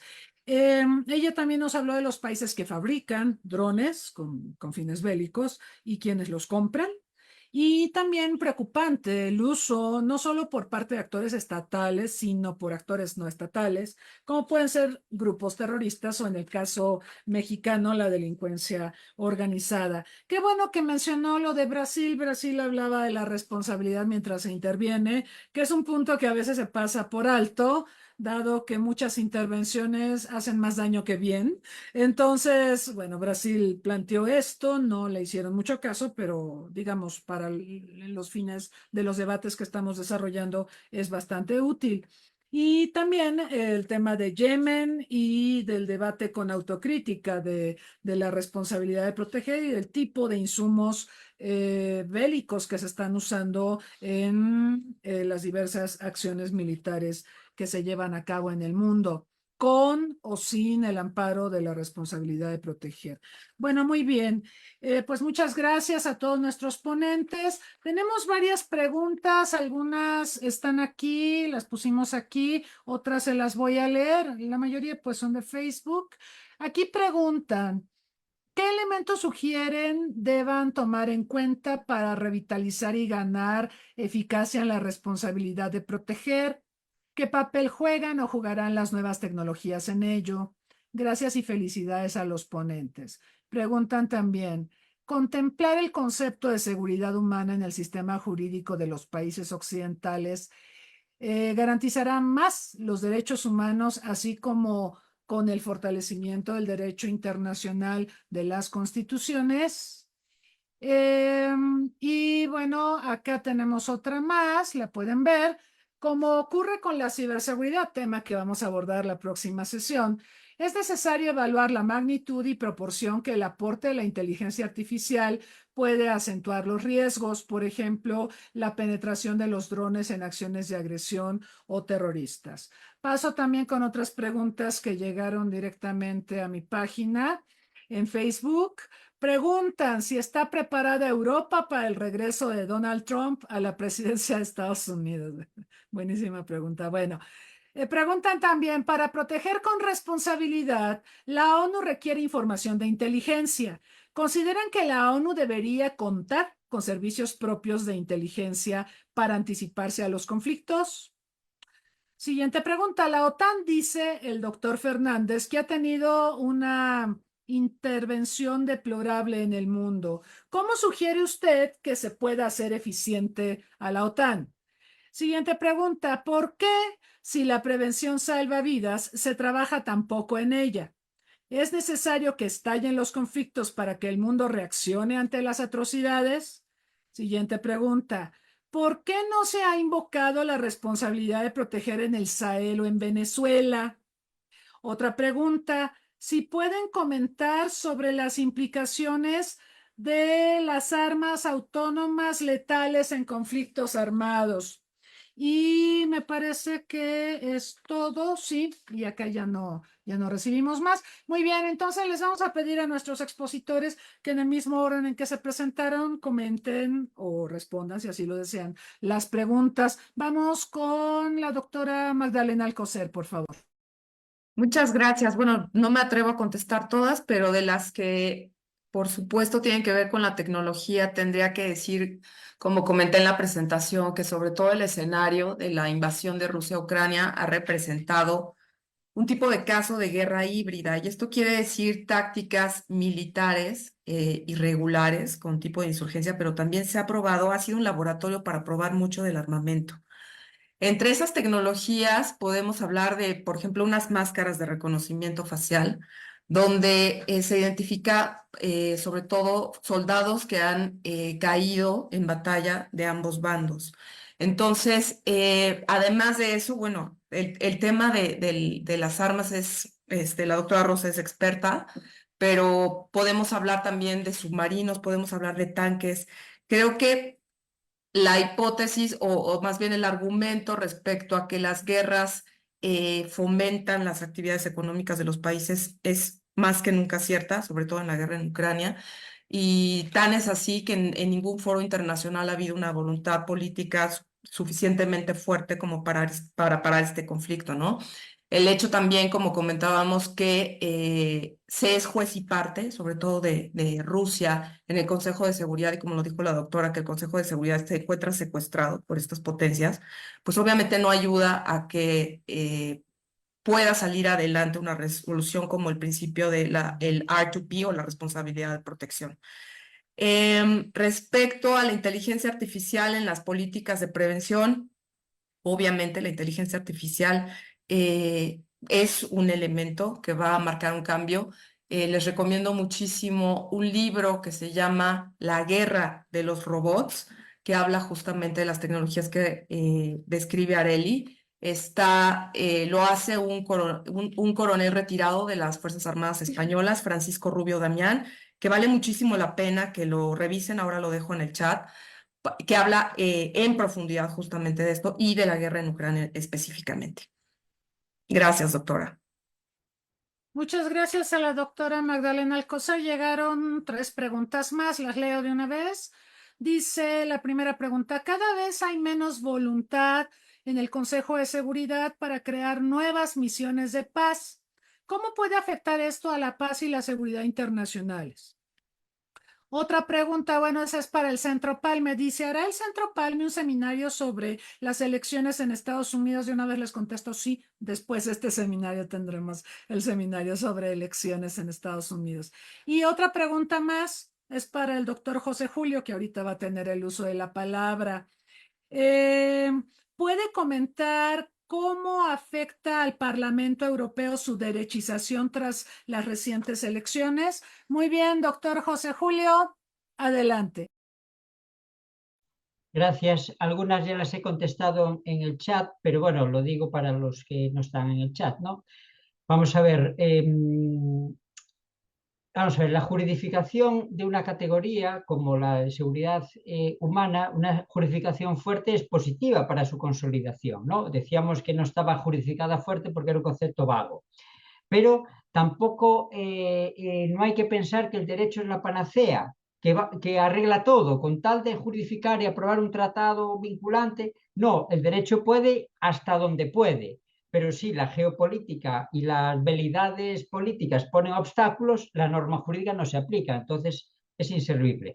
Entonces, yo creo que es más importante la progresiva implantación de una cultura de derechos humanos que depende tanto de los líderes nacionales e internacionales, de la altura de mira de esos líderes que se echan falta, como de las propias opiniones públicas de los países democráticos que presionan para que la lógica prioritaria sea la de derechos humanos. Pero ¿qué le pasa a la opinión pública, como decíamos antes? Que está manipulada y entonces está atenazada y piensa lo que quieren que piense. Está sometida a las campañas de desinformación. Entonces estamos en un momento muy difícil para la lógica democrática, para la evolución de los derechos humanos, por varias razones, ¿no? También se me pregunta la aplicación de la tecnología en la responsabilidad de proteger. Vamos a ver, la inteligencia artificial, como decía también ahora la profesora Alcocer, pues lo inunda todo y va a tener efectos positivos y negativos en todo. La tecnología es ambivalente, es dialéctica, tiene elementos positivos y negativos. Puedes tener elementos positivos en los temas de responsabilidad de proteger, de seguridad humana, para analizar los datos, los big data, para analizar preventivamente los problemas. ¿Qué problemas hay? Hasta ahora eran un poco intuitivos, ¿no? Pero ahora con los big data vamos a saber realmente qué grado de problemas existen en ese terreno, en ese país o en esa comunidad, a nivel climático, socioeconómico. Es decir, la tecnología nos puede, la inteligencia artificial puede facilitar la gestión de big data para lograr información más precisa en el análisis previo que debe de anticipar a las políticas públicas. Eso entronca con la idea de inteligencia. Claro que la ONU debería tener agencias de inteligencia, pero es imposible porque es contrario a los intereses de los líderes fácticos y geopolíticos del Consejo de Seguridad. Claro, sería contradictorio. Igual que la OTAN no tiene inteligencia. La OTAN tiene la inteligencia sumada de diversos aliados, no tendría. Entonces, ahí hay un problema de realismo político. Claro que ojalá tuviera inteligencia la ONU para tener datos de conocimiento antes de adoptar políticas públicas en cualquier cosa, ¿no? En cualquier cosa. ¿Europa está preparada ante Trump? No, yo creo que Europa vive, no sé qué iba a decir, vive sumida un poco en los problemas internos y en la dependencia norteamericana y no logra adoptar, porque sus líderes no lo hacen, una visión propia eurocentrista, promotora de la diplomacia, de la paz y los derechos humanos. Me sorprende, vuelvo a decir, lo de Ucrania, ¿no? Que Europa parecía que Macron y Scholz inicialmente apostaban por el diálogo, pero no, rápidamente se pusieron las cartucheras y las pistolas de los gringos. Es decir, no puede ser, ¿no? Europa hace mucho seguidismo de Estados Unidos, aunque Leiden, la presidenta de la Comisión, hace 2 días dijo que iba a haber un secretario de Defensa europeo para preparar la progresiva independencia militar de Estados Unidos. O sea que sí se va a hacer alguna cosa en la previsión de que gane Trump. Obviamente va a ganar Trump y Europa ya está preparando alguna cosa, pero hay una dependencia tan grande tecnológica y militar de Estados Unidos que va a quedar pues debilitada Europa en ese terreno geoestratégico cuando Trump gobierne. Aunque a lo mejor Trump es bueno para la paz del mundo porque retirará los conflictos. Esperemos, ¿no? Esperemos. Dije que la OTAN tenía una intervención deplorable en Libia, ojo, ¿no? Y en otros puntos, pero la OTAN en la esencia ha funcionado bien. ¿Cuál era la esencia de la OTAN? La disuasión de los soviéticos. Funcionó perfectamente. La lógica de disuasión funcionó bilateralmente. No hubo holocausto, no hubo tercera guerra mundial nuclear. Eso es un éxito en la historia de la humanidad, no se olvide. Pero la OTAN acaba la Guerra Fría, estuvieron 20 años pensando en nueva situación geoestratégica. Se van a Afganistán a no sé qué, durante 20 años el país queda hecho polvo, ya lo veis, los talibanes de nuevo, van a Libia. Bueno, entonces la OTAN tiene que ir reconfigurándose y volver a la lógica anterior, que es la de la disuasión y del músculo fuerte frente a los hipotéticos enemigos de Europa, que deberían de ser amigos, porque Rusia tiene que ser aliada de Europa, pero los gringos no nos dejan, ¿no? Bien, el Consejo de Seguridad, claro, si hubiera voluntad del Consejo de Seguridad y los líderes fueran más promotores de derechos humanos, todo el mundo sería mejor, pero la realidad política es otra, o sea que con esta composición del Consejo de Seguridad los problemas van a continuar, se van a reproducir.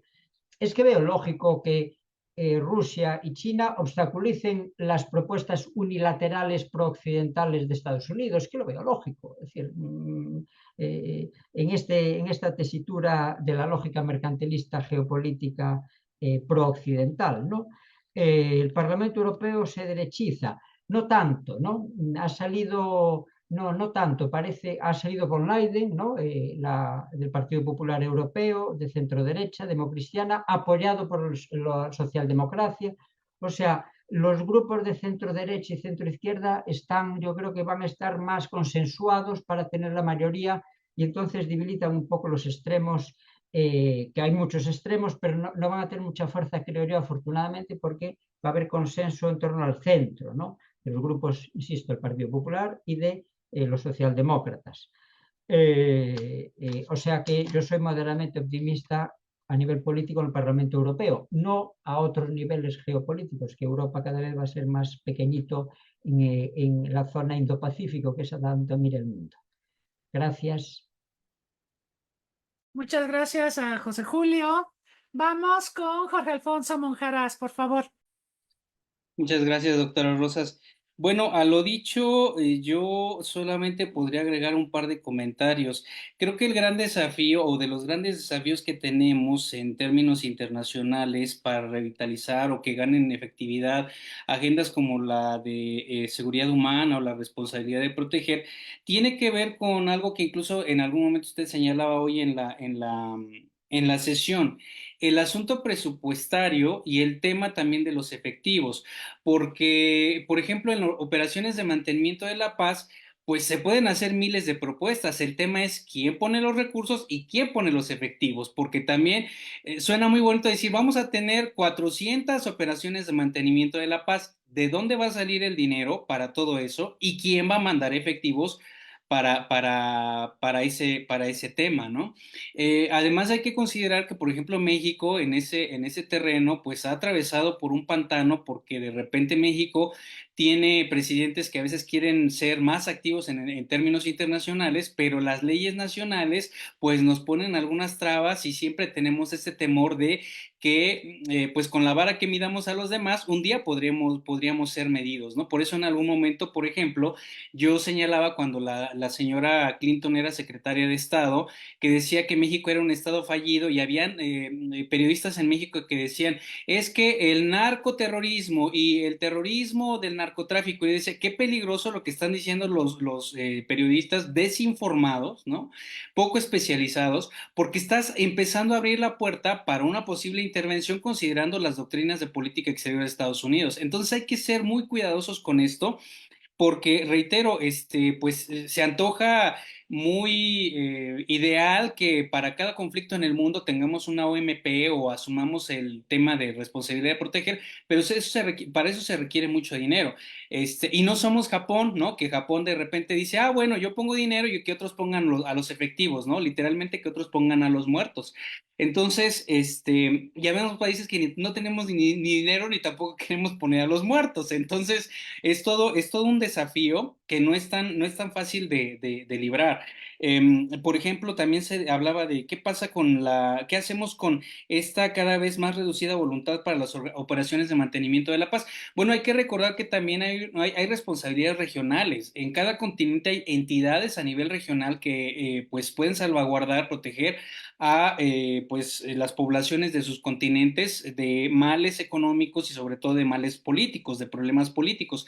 Pero nuevamente surge el tema del mandato, de la duración y de los recursos. De repente los africanos, por ejemplo, se han atrevido a decir vamos a lanzar una OMP regional para ayudar a X país, pero se atoran cuando de repente se trata de debatir pues los recursos que haya que librar para aquello y a veces en algunas ocasiones los europeos, por ejemplo, salen adelante o dan un paso adelante y dicen nosotros les podemos financiar, les podemos ayudar con estos temas económicos o con temas logísticos, ¿no? Pero reitero, incluso en ese sentido, observamos que hay una dificultad en términos operativos para ejecutar una agenda que, repito, pues puede ser muy atractiva, pero es muy difícil de llevar a cabo. Siempre es el tema de presupuestos y los efectivos.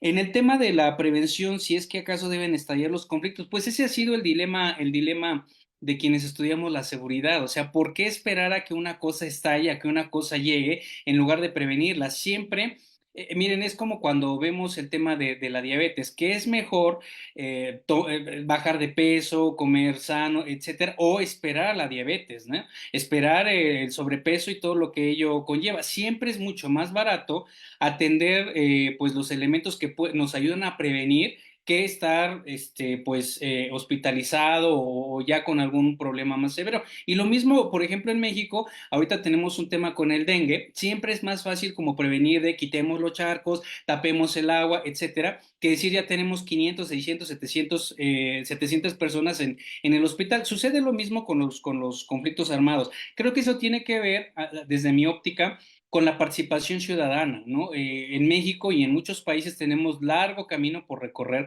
porque generalmente asumimos una posición más política que ciudadana, ¿no? Somos más de yo soy pro Morena o pro PAN o pro PRI o pro no sé qué cosa antes de visualizar la agenda ciudadana, que es una agenda, como decía, por ejemplo, el doctor Fernández, la agenda de derechos humanos nos compete a todos, seamos de pro PRI, pro PAN, pro Morena, etcétera, y cuando de repente, por ejemplo, como ahorita volvió a ganar Morena, la gente que votó por este partido pierde el foco, ¿no? Piensan que los políticos de Morena hacen las cosas de manera muy limpia y son casi unos elegidos de Dios para hacer las cosas de manera correcta y perdemos el foco desde la participación ciudadana. Y creo que en ese ángulo tenemos mucho que hacer en México y en otras partes del mundo. El doctor Fernández hablaba ahorita de cómo los europeos se están preparando para Trump. A mí me preocupa más cómo le vamos a hacer en México porque tenemos también un montón de pendientes, agendas pendientes, cosas que nos están dificultando. Incluso ahora nos tocará la revisión, por ejemplo, del TEMEC y tenemos atoradas cosas con Estados Unidos y tenemos que, más que preguntarle al doctor, bueno, qué bueno que nos compartió su opinión sobre lo que van a hacer en Europa, que tienen otro tipo de capacidades al respecto, pero tendríamos también que preocuparnos nosotros por lo que vamos a hacer. Y sobre el tema termino aquí, sobre el tema de la tecnología y lo que puede hacer por nosotros. Bueno, también hay que ver que en los escenarios hay peligros. Ahora mismo justamente estamos vulnerados porque lo que sucedió en esta madrugada de 19 con Microsoft y bueno, todos los retos que implica, ahorita el aeropuerto de la Ciudad de México estaba colapsado precisamente porque no tenían sistema y todo lo estaban haciendo de manera manual. Y algunos bancos también tuvieron problemas en términos de las operaciones. Yo creo que tenemos que tener, bueno, sé que estamos en una era de la tecnología y es difícil dar pasos atrás, pero creo que en términos de los escenarios también tendríamos que visualizar lo que puede suceder cuando la tecnología colapsa y cuando la tecnología también es vulnerada. En México ya nos pasó con, por ejemplo, el Guacamaya Leaks, y uno pensaría que instituciones como el Ejército Mexicano no tendrían este tipo de dificultades, y ya nos dimos cuenta que no es así, que hasta este tipo de entidades pueden ser vulneradas. Entonces, escenarios como, bueno, suena un poco como de ficción, pero esto que, por ejemplo, esta película que protagonizó en Netflix Julia Roberts, de Dejar el Mundo Atrás, creo que nos habla un poco también de estos escenarios a los que tendríamos que estarnos enfrentando con la excesiva confianza en la tecnología, en el Big Data, etcétera, etcétera, porque también pues nos volvemos vulnerables, ¿no? Y digo, ahí tenemos que tener mucho cuidado y ver cómo tratar de asegurarnos lo mejor posible para visualizar que esas vulnerabilidades no minen más las escasas capacidades que tiene la seguridad humana y la responsabilidad de proteger para solucionar los problemas a los que nos enfrentamos en el mundo, ¿no? Entonces, bueno, yo lo dejaría ahí. Muchas gracias. Gracias a Jorge Alfonso. Me quedé pensando en este tema cuando hablábamos de noticias falsas y ahorita los comentarios de José Julio y de Jorge Alfonso sobre cómo hemos estado a merced del periodismo de opinión y cómo extrañamos al periodismo de investigación, ¿no? Me acuerdo mucho de Bob Woodward cuando escribió todo esto, se hizo película también, lo de todos los hombres del presidente, documentando el escándalo de Watergate, ¿sí? Que llevó incluso a la dimisión de Richard Nixon, o de manera más reciente el escándalo de acoso sexual del señor Weinstein, ¿se acuerdan? Eso fue una investigación que hicieron periodistas serias y que lograron que las actrices que fueron acosadas por el señor Weinstein hablaran, salieran a la luz, y esto pues llevó al señor Weinstein a la cárcel. Ese es el periodismo de investigación al que deberíamos de apelar, porque hay mucho periodismo de opinión, pero de opiniones con noticias falsas. Yo opino que vacunarse es malo, ¿no? Y entonces se difunde la noticia y entonces ya nadie se quiere vacunar. O incluso comunidades científicas que se han prestado a jueguitos como divulgar que la vacuna contra el sarampión produce autismo, ¿no? Y eso llevó a que la gente dejara de vacunarse contra el sarampión. Y tenemos infinidad de casos, ¿no? Yo apelo al periodismo de investigación. Ojalá podamos regresar al periodismo de investigación, un periodismo serio, un periodismo que haga las indagaciones respectivas, que nos distinga sus fuentes, nos las muestre y que nos permita formar opinión más allá de las noticias falsas. Bueno, vamos a pedirle a Arely Mayorga que haga uso de la palabra porque hay un par de cuestiones que también se hicieron alusión aquí que le conciernen a ella. Por favor. Bueno, muchas gracias. ¿Sí me escuchan? Lo que mencionaban sobre las armas autónomas letales y sobre las nuevas tecnologías, pues como lo había mencionado, es importante ir trabajando sobre ellas porque son tecnologías que ya están aquí y ya no se van a ir de los conflictos ni tampoco de la vida cotidiana. Es importante también recalcar que nuevamente hay tecnologías que pueden ayudar incluso para estas misiones de prevención o para llegar a lugares difíciles de acceder con medicamento, medicina o alguna otra ayuda que se necesite. Y estas tecnologías son de las que también menos se habla, ¿no? Siempre se les da mucho impacto a las que realmente causan daños, cuando también es importante mencionar a estas. Y respecto a las otras, pues se necesita voluntad de toda la comunidad internacional para hacer lo que se hizo, como lo mencionaba la doctora, ¿no? Con las minas antipersonal o con las municiones en racimo. Con los drones es un poco complejo porque pues las